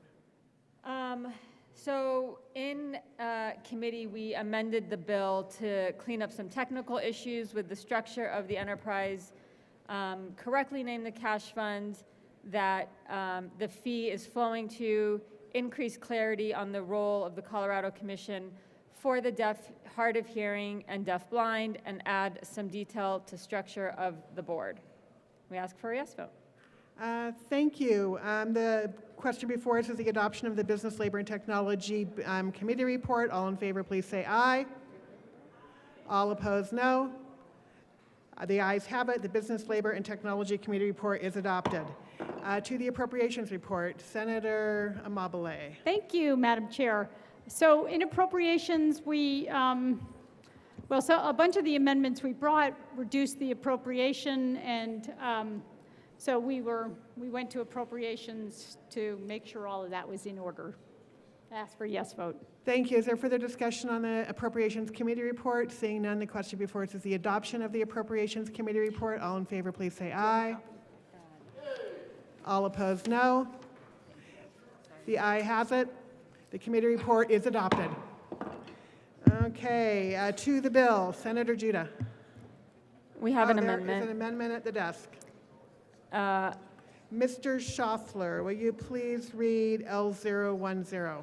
Amendment L010, amend re-engross bill, page 6, line 3, strike 3, and Senator Judah. substitute. Thank you, Madam Chair. I move L10 to HB 1154. Thank you. Please tell us about your amendment. So L10 is a technical amendment that makes some needed language revision to the section of statute that deals with the interviewer program, and also changes a few places in the bill where the language needed to be updated from prepaid wireless trust to prepaid disability communications access fee. Unfortunately, we didn't catch those changes in committee, so we're asking for an aye vote here. Thank you. Is there further discussion on L010? Seeing none, the question before us is the adoption of L010. All in favor, please say aye. All opposed, no. The aye has it. L010 is adopted. To the bill, Senator Amabile. Thank you, Madam Chair. We have a second amendment. There is an amendment at the desk. Mr. Schaffler, will you please read the title of L012? Amendment L012, amend re-engross bill, page 2, line 12, strike Senator communications, and substitute communication, page Amabile. 3. Thank you, Madam Chair. This amendment, L012, is at the request of DOR. They requested changes about the charge on prepaid wireless service, and I ask for a yes vote. Thank you. Is there further discussion on L012? Seeing none, the question before us is the adoption of L012. All in favor, please say aye. Aye. All opposed, no. The aye again has it.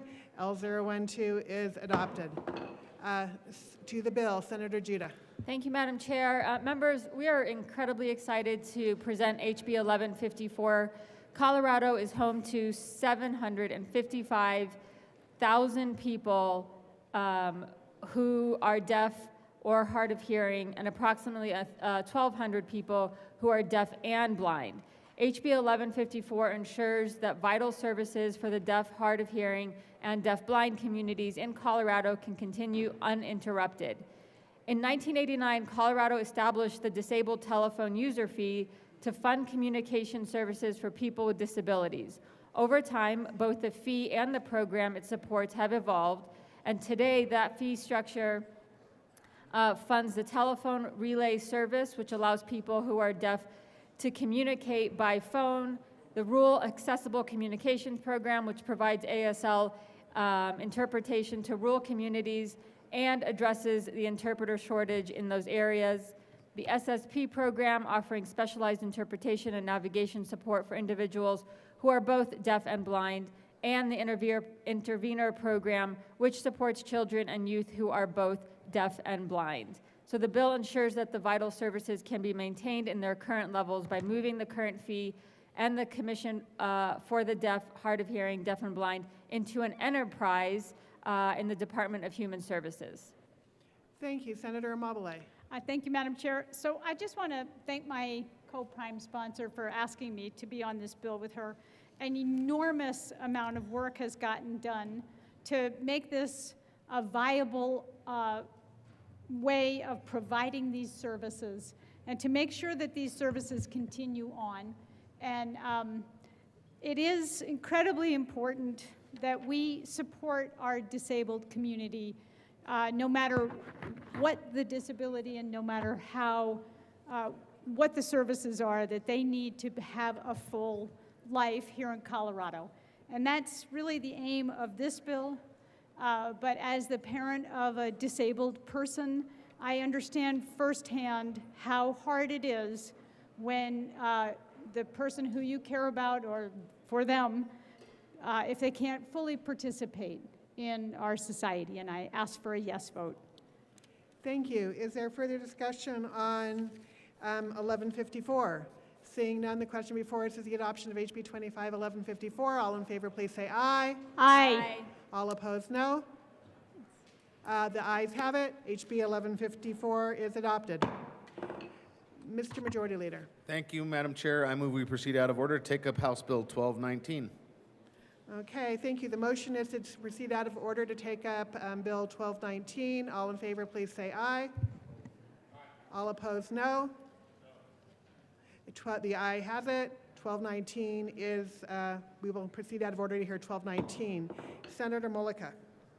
Thank you, Madam Chair. I move House Bill 1219 and the Local Government Committee report. Thank you. To the committee, oh, I'm sorry, Mr. Schaffler. Please read the title of HB 251219. My sincere apologies. House Bill 1219 by Representatives Phillips and Barone and Senator Mullica concerning requirements for metropolitan districts that aid the public's understanding of metropolitan districts. Thank you. Now, Senator Mullica, that was my bad. Thank you, Madam Chair. I move House Bill 1219 and the Local Government Committee report. Thank you. To the Local Government Committee report. Thank you. In the Local Government Committee, we passed an amendment that was just a technical amendment on the website and how information is posted on the website from the Metro Districts. I ask for a yes vote. Thank you. Is there any further discussion on the Local Government and Housing Committee report? Seeing none, the question before us is the adoption of the committee report. All in favor, please say aye. Aye. All opposed, no. The aye has it. Local Government and Housing Committee report is adopted. To the bill, Senator Mullica. Thank you, Madam Chair. Members, this is a good bill. It has broad support. This bill is about transparency when it comes to our metro districts, making sure that information is readily posted on their website, available to residents, making sure that we make it easier and more available for folks to run for the Metro District Board, and also making sure that when somebody goes to purchase a house in the Metro District, that there is transparency with those residents or those potential residents to make sure that they know all of the fees that could be potentially associated with them or debt that's associated with it. I would ask for a yes vote. Thank you. Further discussion on 1219. Senator Frizzell.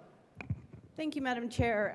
Members, I rise in support of this legislation. I happen to live in the now infamous Meadows Metropolitan District in my beautiful hometown of Castle Rock, where our citizens are literally having to fight with the developer to win seats on the board of directors. We have years and years of lack of transparency as far as debt service goes and how that debt service was being applied, basically people's property taxes, what they were going to.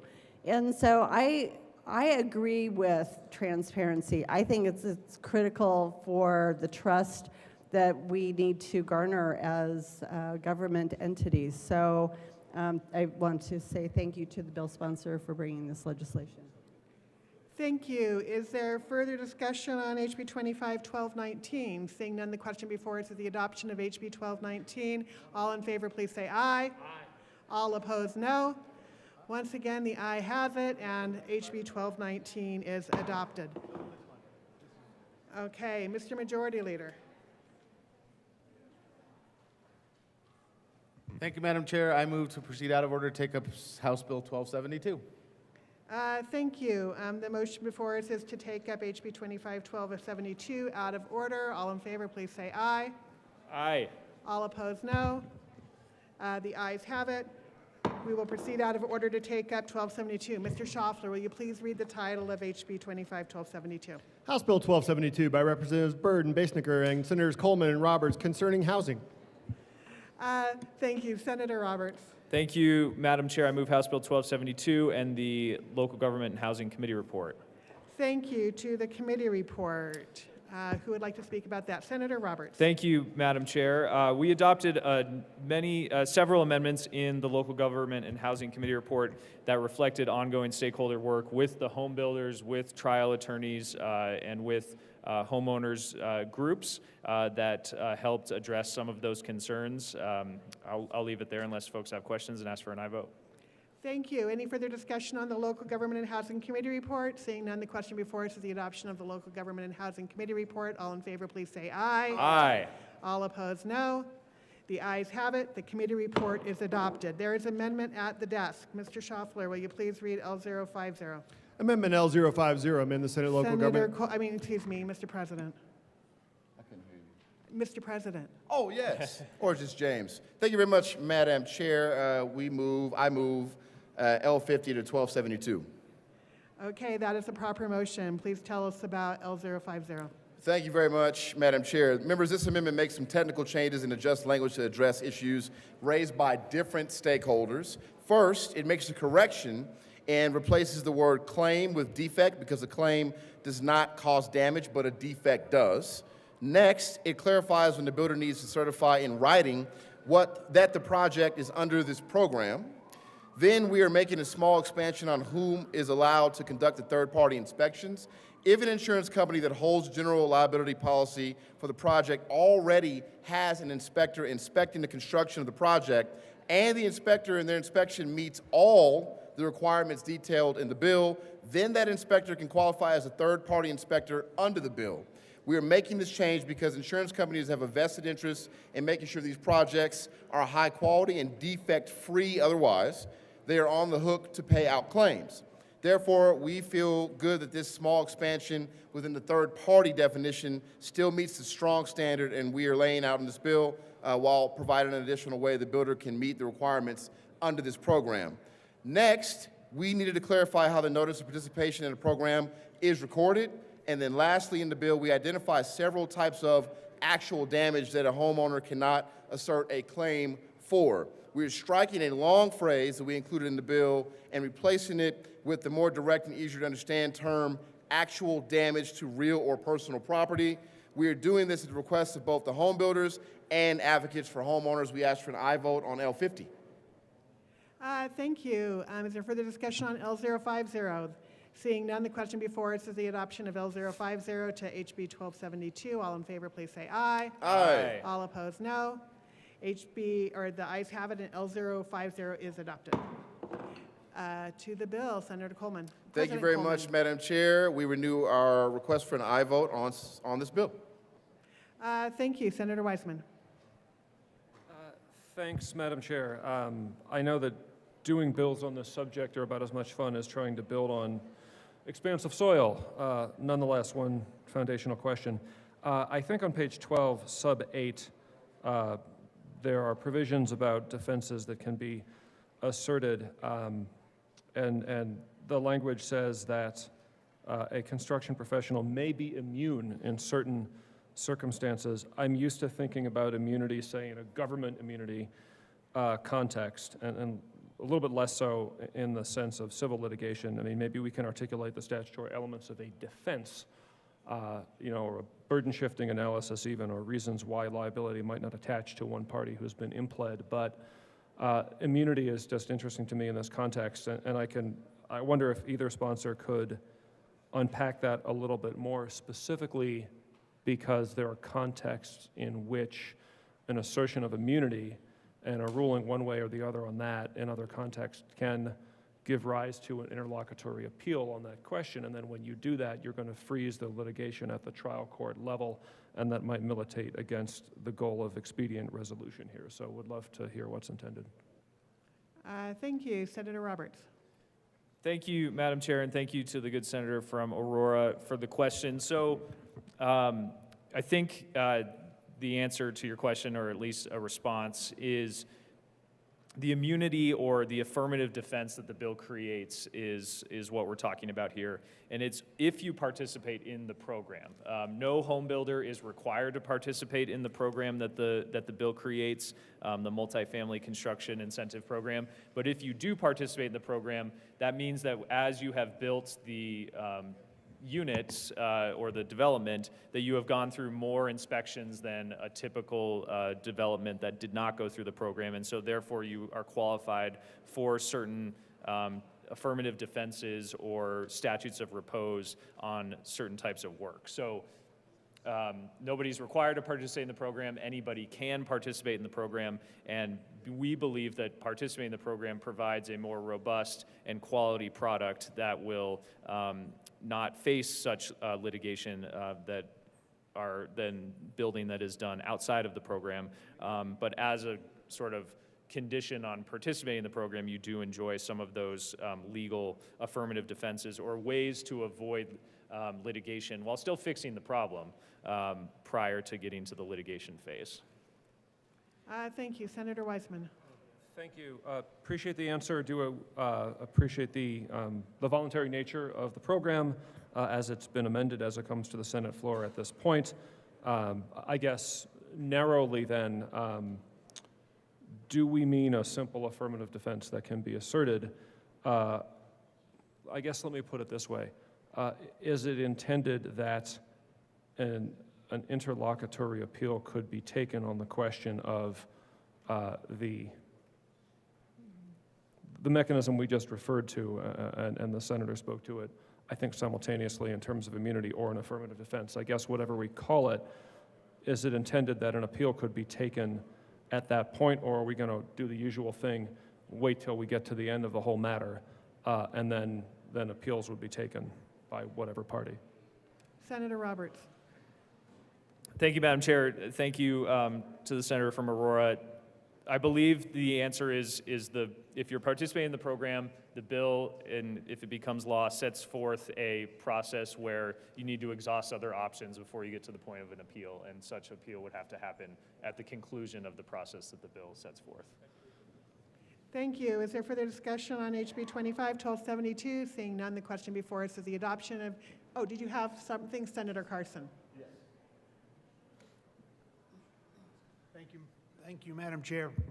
Yeah, I'd like to speak in favor of this legislation. You know, this is an area we've needed to make improvements to and reform for a long time. The current situation in our state with construction defects is it's just resulted in too much litigation, too many forced settlements, basically a situation where the builders have got to purchase so much insurance to cover all of the risks involved in this area that we've ended up with a situation where we're probably 50,000, 100,000 units short of the kind of affordable housing, home ownership. Home ownership housing is really what I want to say there is, because what we've ended up with, because of all of these construction defects and all of this litigation, the builders can only build apartments, essentially, and so they've moved away from the home ownership option, the condominium option. I think this legislation is a very good first step, at least, in making some reforms in this area and sending a message that we want the builders to be able to make affordable housing more available out there for folks, first-time home ownership. You know, apartments are fine, but you really want people to get that equity, that ownership going, and that's been the problem with Colorado right now, is we just can't build those condominiums. So I support this legislation and urge my colleagues to approve it. Thank you. Is there further discussion on HB 25-1272? Seeing none, the question before us is the adoption of HB 25-1272 as amended. All in favor, please say aye. Aye. All opposed, no. The ayes have it, and HB 25-1272 is adopted. Mr. Majority Leader. Thank you, Madam Chair. I move to proceed out of order to take up House Bill 1117. Thank you. The motion is to proceed out of order to take up HB 25-1117. All in favor, please say aye. Aye. Let's try that again. All in favor, please say aye. Aye. All opposed, no. Okay, this time the ayes definitely have it. HB 25-1117. We will move out of order to hear that. Mr. Schaffler, will you please read the title of HB 25-1117? House Bill 1117 by Representatives Joseph and Basenaker and Senators Gonzalez and Weissman concerning the regulation of vehicle immobilization companies. Thank you. Senator Gonzalez. Thank you, Madam Chair. We move House Bill 1117 and the Transportation and Energy. T&E Committee report. Thank you. To the Transportation and Energy Committee report. Senator Gonzalez. Thank you, Madam Chair. We moved an amendment in the committee to ensure that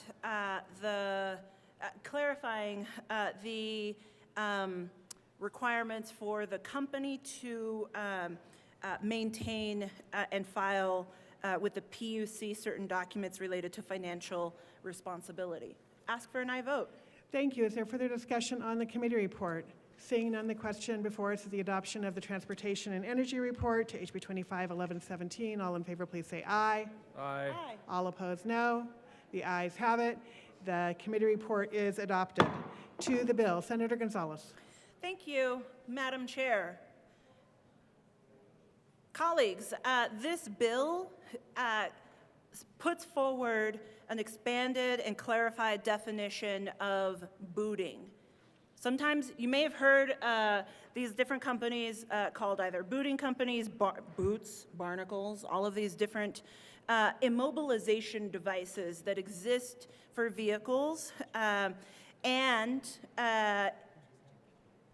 We put forward a clarified definition in this bill of what constitutes a legal definition of booting. Similar to the Towing Bill of Rights and industry standards that we have set for non-consensual towing companies, we extend those protections for consumers in the state of Colorado, for residents in the state of Colorado, quite frankly, for anybody who happens to park in the state of Colorado, by requiring multilingual signage, by providing notice, and by prohibiting patrolling by these companies. Colleagues, we heard a lot of really thoughtful testimony from good actors in this space. And much like the towing industry, I do continue to think of these as being part of one umbrella group, right? Similar to the towing industry, where the vast majority of operators operate in accordance with the law and in good faith, unfortunately, a handful of bad actors and their egregious conduct can result in us needing to take a further look into these policies. We heard testimony in committee from both individuals who had been harmed by bad actors, but we also heard from good actors as well. And so really the intent of this policy is to provide clarity to all involved and to ensure that there is protection for Coloradans who we have heard so clearly from over the years. This body actually felonized auto theft because we understand it and recognize that particularly for working class Coloradans, for hardworking Colorado families, that access to their vehicle is so fundamentally important. And these immobilization devices thwart people's ability to take their kids to school, to go to work, and to carry on about with their daily lives. It is why we put forward this policy for your consideration, and we ask for an aye vote. Thank you. Senator Weissman. Thank you, Madam Chair. Members, in a discussion about this policy, one of our colleagues said, hey, people should obey traffic laws. We agree. I want to underscore what the bill does and doesn't even apply to. We are not talking about a peace officer directed immobilization. For example, a litany of traffic tickets that have been written into the city court and not taken care of. We are not talking about commercial real estate That is not the gravamen of the problem that has been arising to us. Again, we're not talking about immobilizations ordered directly by cities, counties, or city counties. It sort of rides along with the peace officer exclusion. There was even an amendment in the House to clarify that we're not talking about commercial purposes on land leased from the feds. Frankly, where the problem has been, where the gravamen of the testimony has been, and you can read about this in the press even, has been private parking capacity in a residential context. Parking space is a limited commodity. People do have to play by the rules, but we need some reasonable sideboards is all. That includes fair notice to people about how enforcement's going to go in English and Spanish. We have provisions about specific signage. It's going to include just taking pictures, documenting what's going on. In this context, as in others, evidence can go both ways. It can be exculpatory. Everybody benefits from having facts that are on file about what's been going on. We even set forth a specific number of pixels for a photo, and it's nothing more than can be taken on these that all of us have. So we think it's a reasonable framework. You may need to pay something for parking in your residential context. You are going to be in a situation where there's limited spaces. We're not saying people don't have to play by the rules. However, as noted, we are a society, we are a state in particular. People need cars to get around, to work, to earn, in turn to pay their mortgage, pay their rent, get their kids to school, deal with medical emergencies. People should not casually be deprived of the utilization of their vehicles. So we're asking for a yes vote on 1117. Thank you. Senator Gonzalez. Thank you, Madam Chair. Just as a final question, as a final point that I wanted to raise, the Apartment Association is neutral on this bill.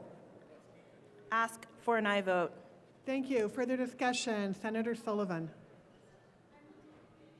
Thank you, Madam Chair. I was in the committee and hearing all of this, and I have, in my time down here, been a part of the predecessor to the booting mobilization that we are going to be enduring for probably, I'm guessing, probably the next 3-5 years. We'll be getting more legislation on this like we did with towing. We have apparently gotten the towing problem taken care of. So now we're going to have to monitor the booting problem.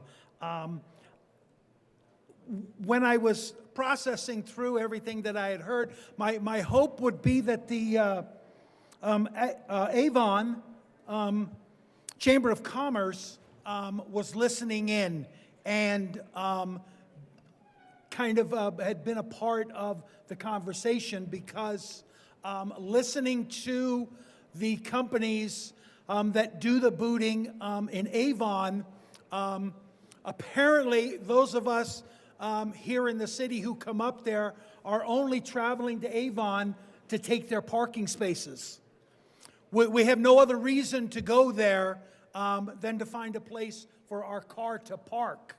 And they then have to, they have a mobilized team of 4 cars that travel at night around parking lots looking for these nefarious Denverites who have come to the city of Avon, and they have to boot and move their cars. Can't really think, I mean, I don't want to have my car booted, and since it seemed like an incredibly unfriendly place for people from Denver to go to, not quite sure why I would want to be going to Avon.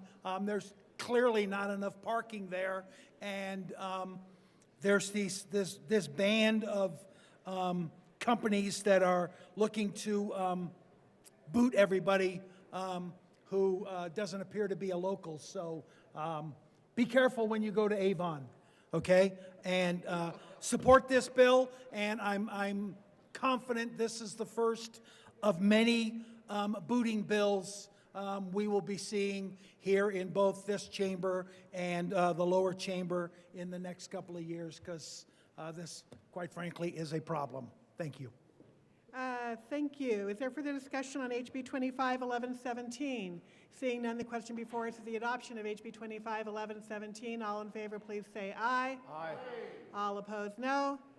The ayes most definitely have it. HB 251117 is adopted. Mr. Majority Leader. Thank you, Madam Chair. I move to lay over the balance of the calendar until tomorrow, Thursday, April the 17th. Thank you. The motion is to lay over the balance of the calendar to tomorrow, April 17th. All in favor, please say aye. Aye. All opposed, no. The aye once again has it. The balance of the calendar will be laid over till tomorrow, April 17th. Mr. Majority Leader. Thank you, Madam Chair. I move the committee rise and report. Thank you. The motion is to rise and report. All in favor, please say aye. All opposed, no. The ayes have it. The committee will rise and report.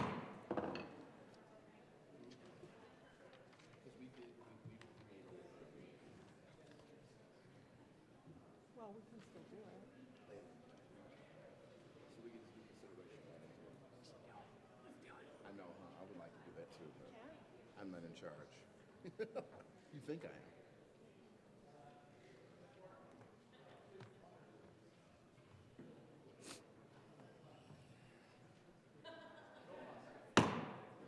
Senate will come to order. Senator Kipp.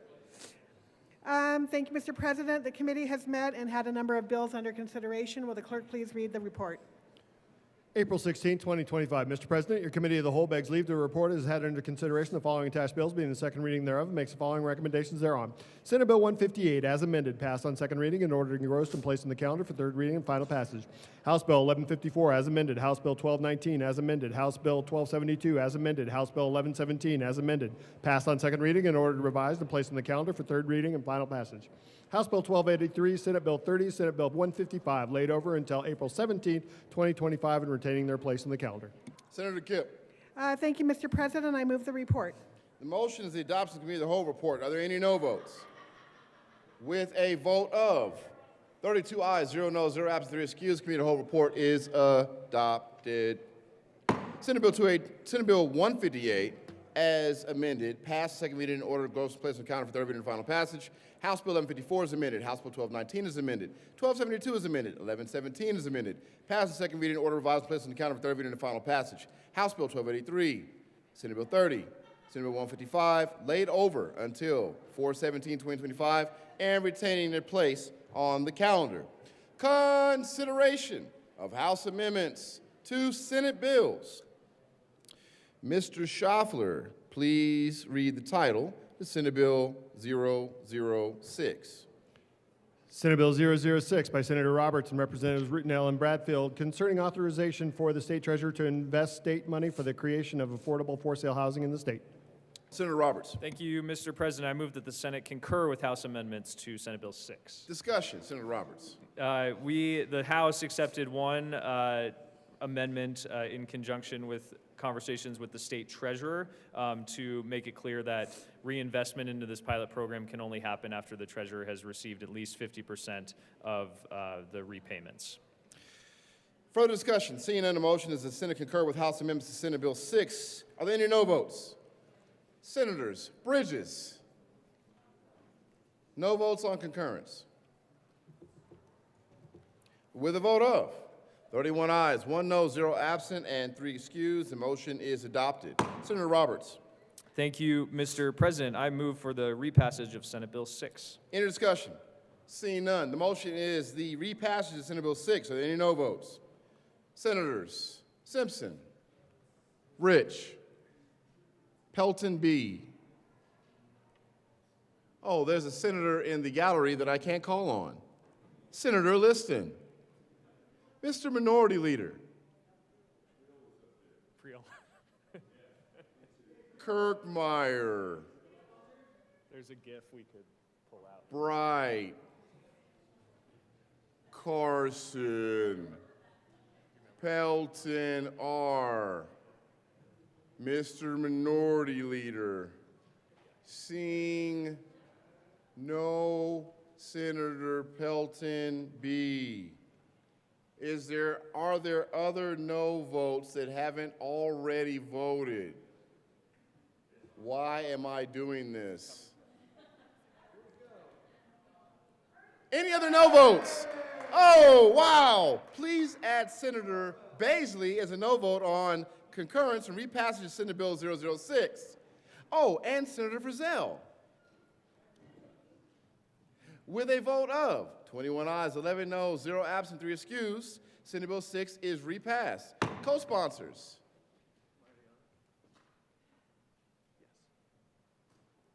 Members, before we go on to Senate Bill 31, just want to know, what say you on a fine for Senator Baisley for not being in the chamber when we're doing business? $75 going once.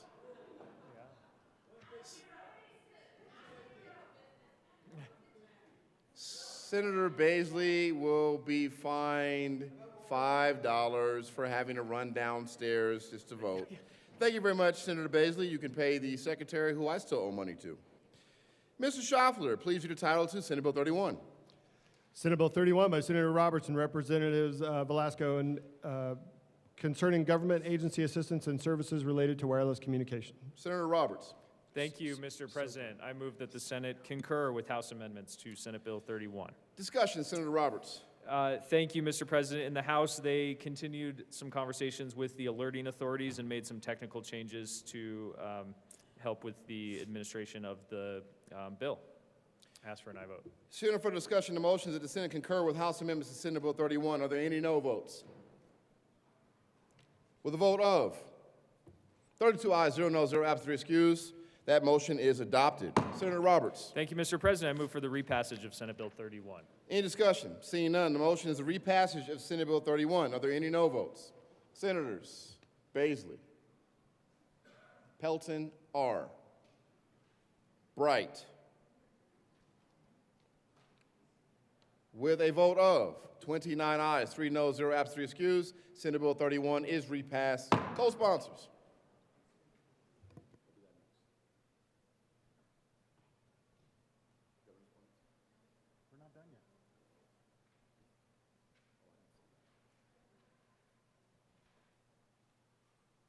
Majority Rodriguez.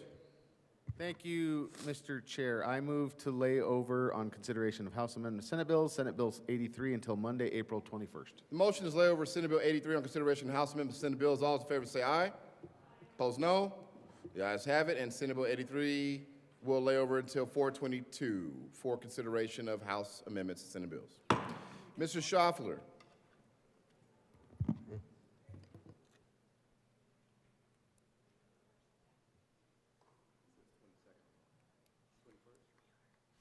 Correction, Senate Bill 83 will lay over until April 21st for consideration of House amendments to Senate bills. Mr. Schaffler, please read the title of Senate Bill 63. Senate Bill 63 by Senators Cutter and Michelson, Janay, and Representative Garcia and Wilford concerning standards that public schools are required to include in policies regarding library resources. Senator Michelson, Janay. Thank you, Mr. President. We move to concur with House amendments. Tell us why. Senator Cutter. Thank you, Mr. President. It was just a simple amendment to align a definition with another place in statute, so we ask for your aye vote. The motion is that the Senate concur with House amendments to Senate Bill 63. Are there any no votes? With a vote of 32 ayes, 0 noes, 0 absent, 3 excused, that motion is adopted. Senator Michelson, Janay. Thank you, Mr. President. I move Senate Bill 63 as amended on third and final passage. Further discussion? Seeing no further discussion, the motion is the repassage of Senate Bill 63. Are there any no votes? Senators Kirkmeyer, Frizzell, My next one. Mr. Minority Leader, On the next one, too. Pelton B., Baisley, Liston, Pelton R., Simpson, Carson, Bright, Rich, with a vote of 21 ayes, 11 noes, 0 absent, and 3 excused, Senate Bill 63 is repassed. Mr. Schaffler, co-sponsors. Mr. Schaffler, please read the title to Senate Bill 146.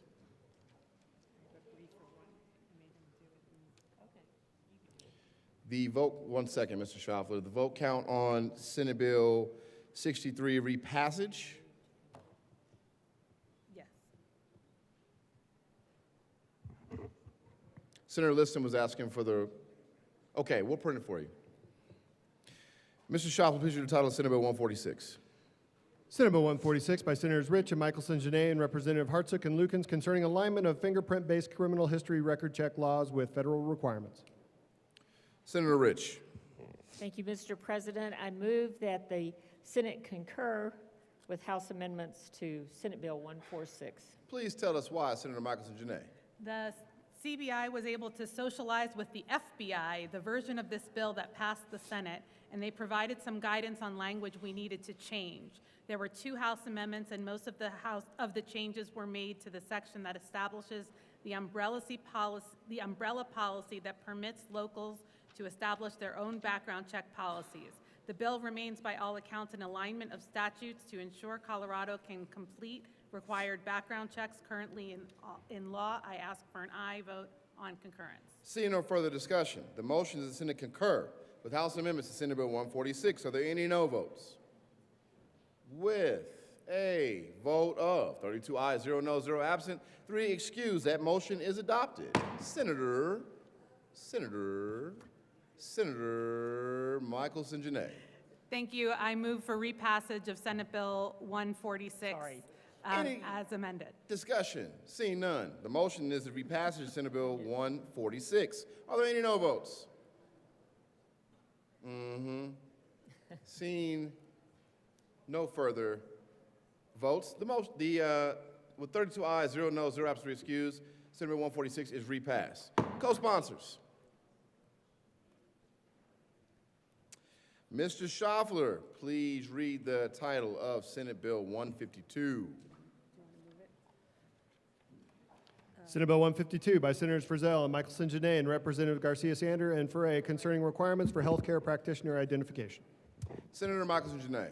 Thank you. We move to concur with House amendments to Senate Bill 152. Please tell us why. Senator Frizzell.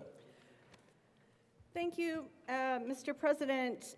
The House actually was able to make some additional work towards stakeholding with healthcare providers and that community, also vastly reducing any penalties that might be imposed on healthcare providers for not complying with the wording of the bill, and so we concur with their amendments. Seeing no further discussion, the motion is that the Senate concur with House amendments to Senate Bill 152. Are there any no votes? With a vote of 32 ayes, 0 no, 0 absent, 3 excused, that motion is adopted. Senator Michelson Janae. Thank you, Mr. President. I move for the repassage of Senate Bill 152. The motion is a repassage of Senate Bill 152. Are there any no votes? With a vote of 32 ayes, 0 no, 0 absent, 3 excused, Senate Bill 152 is repassed. Co-sponsors.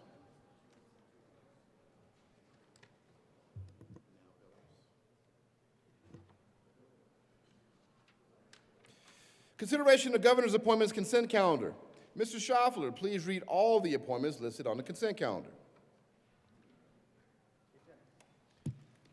Member of the Orphan Wells Mitigation Enterprise Board for a term expiring September 1st, 2027, Cassie Archuleta of Fort Collins, Colorado, to serve as a local government official, preferably from a jurisdiction that has oil and gas development and orphan wells appointed. Majority Rodriguez. Thank you, Mr. President. I move for all the appointments on consideration of governor's appointment consent calendar, which is Cassie Archuleta of Fort Collins for the Orphan Wells Mitigation Enterprise Board. Any discussion? Seeing none, the motion is the confirmation of all the appointments on the consent calendar. Are there any no votes on the consent calendar? With a vote of 32 ayes, 0 no, 0 absent, and 3 excused, the motion is confirmed.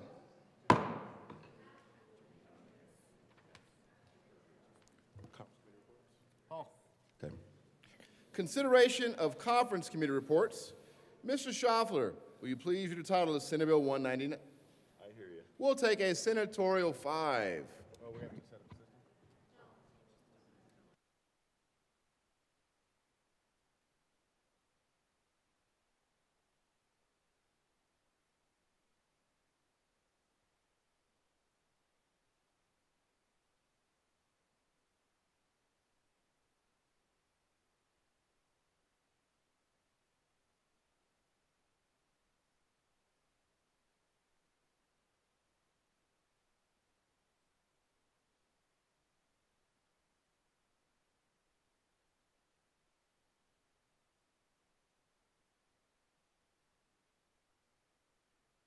Mr. President, I move that we move out of order for a moment of personal privilege. There is a motion to move out of order for a moment of personal privilege by the minority leader. All those in favor say aye. Aye.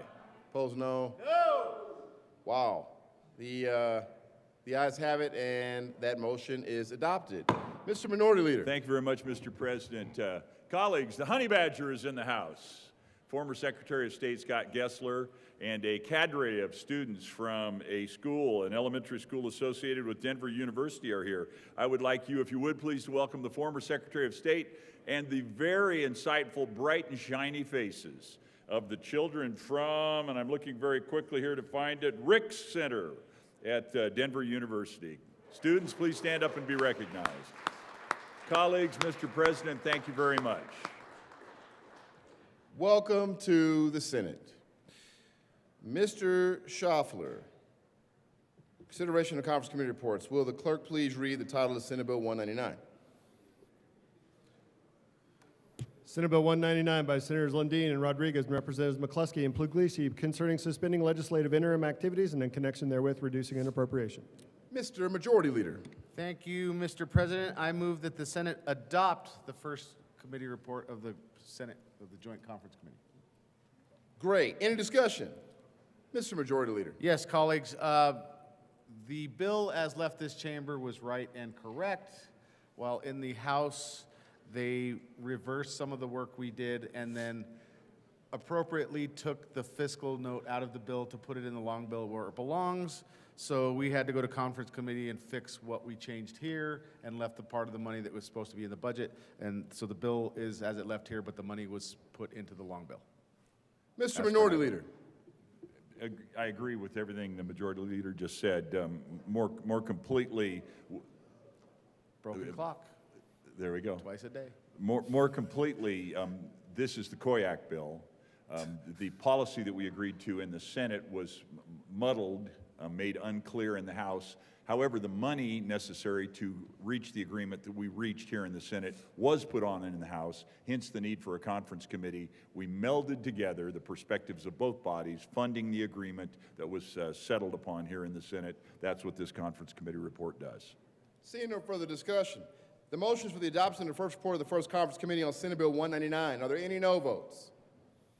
With a vote of 32 ayes, 0 no, 0 absent, 3 excused, the first report of the first conference committee on Senate Bill 199 is adopted.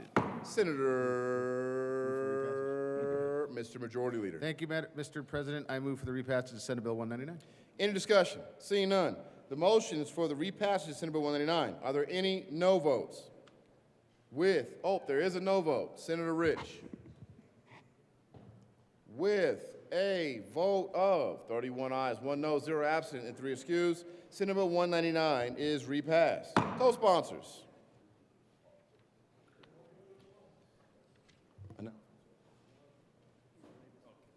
got one motion. Majority Rodriguez. Thank you, Mr. President. I move to lay over third reading of bills until tomorrow, Thursday, April the 17th. The motion is lay over third reading of bills until tomorrow, Thursday, April 17th. All those in favor say aye. Aye. Opposed, no. The ayes have it, and third reading of bills will lay over until tomorrow, Thursday, April 17th. Announcements. Any announcements? There's an announcement from Senator Colker. Thank you, Mr. President. The Senate Education Committee will be meeting today after the upon adjournment committees. We're scheduled for 1:30. We'll be having a special hearing on the U.S. Department of Education. We have two former or furloughed U.S. Department of Ed employees that deal with grants to our local schools, and the Commissioner of Education and the head of Disability Law Colorado to discuss potential changes in the Department of Education and how they may impact us here. Very good. Senator Winter. Thank you, Mr. President. Transportation energy folks, listen up because there is a change in schedule. We will be hearing House Bill 1112, 1096, Senate Bill 286, and Senate Bill 280. We will be laying over House Bill 1277 until next week. So 1277 will be laid over until next week. Very good. Senator Mullica. Thank you, Mr. President. Members, listen up. Senate Health and Human Services Committee will be meeting 15 minutes upon adjournment in the old Supreme Court. We are hearing Senate Bill 273 for action only, House Bill 1279, and Senate Bill 198 has also been added to the agenda for today. Very good. Senator Kipp. Hi, members of Senate Finance. I know it is unusual that we meet on Thursday morning, so I just wanted to give you a heads up that we're meeting tomorrow morning for one bill, which doesn't seem to be on the calendar yet, so I don't know the number, but it is the animal checkoff bill on the tax deduction. Senator Roberts' bill, the senator from Dillon, or from, okay. Well, we'll try and get it right next time, but anyway, we'll have the number for you tomorrow, but I wanted you all to be aware that we will be meeting tomorrow upon adjournment. Very good. Senator Bridges. Thank you, Mr. President. The good senator from near Dillon. Near Dillon, right? All right. Just as my brilliant wife, Anne Marie, would like to say when she was professor, read your syllabus. Very good. Senator Gonzalez. Thank you, Mr. President. The Senate Judiciary Committee will meet at 1:30 in the old Supreme Court. We'll take up in the following order: House Bills 1136, 281, and then 1294. I look forward to seeing you then. Very good. Further announcements. Majority Leader Rodriguez. Thank you, Mr. President. Colleagues, we will be recessing to keep the desk open to read some bills and some committee reports across the desk later today. On that note, Mr. President, I move the Senate recess until 12:30 p.m. today. You've heard the motion. All those in favor say aye. Aye. Opposed, no. The ayes have it. The Senate will stand in recess until 12:30 p.m. today.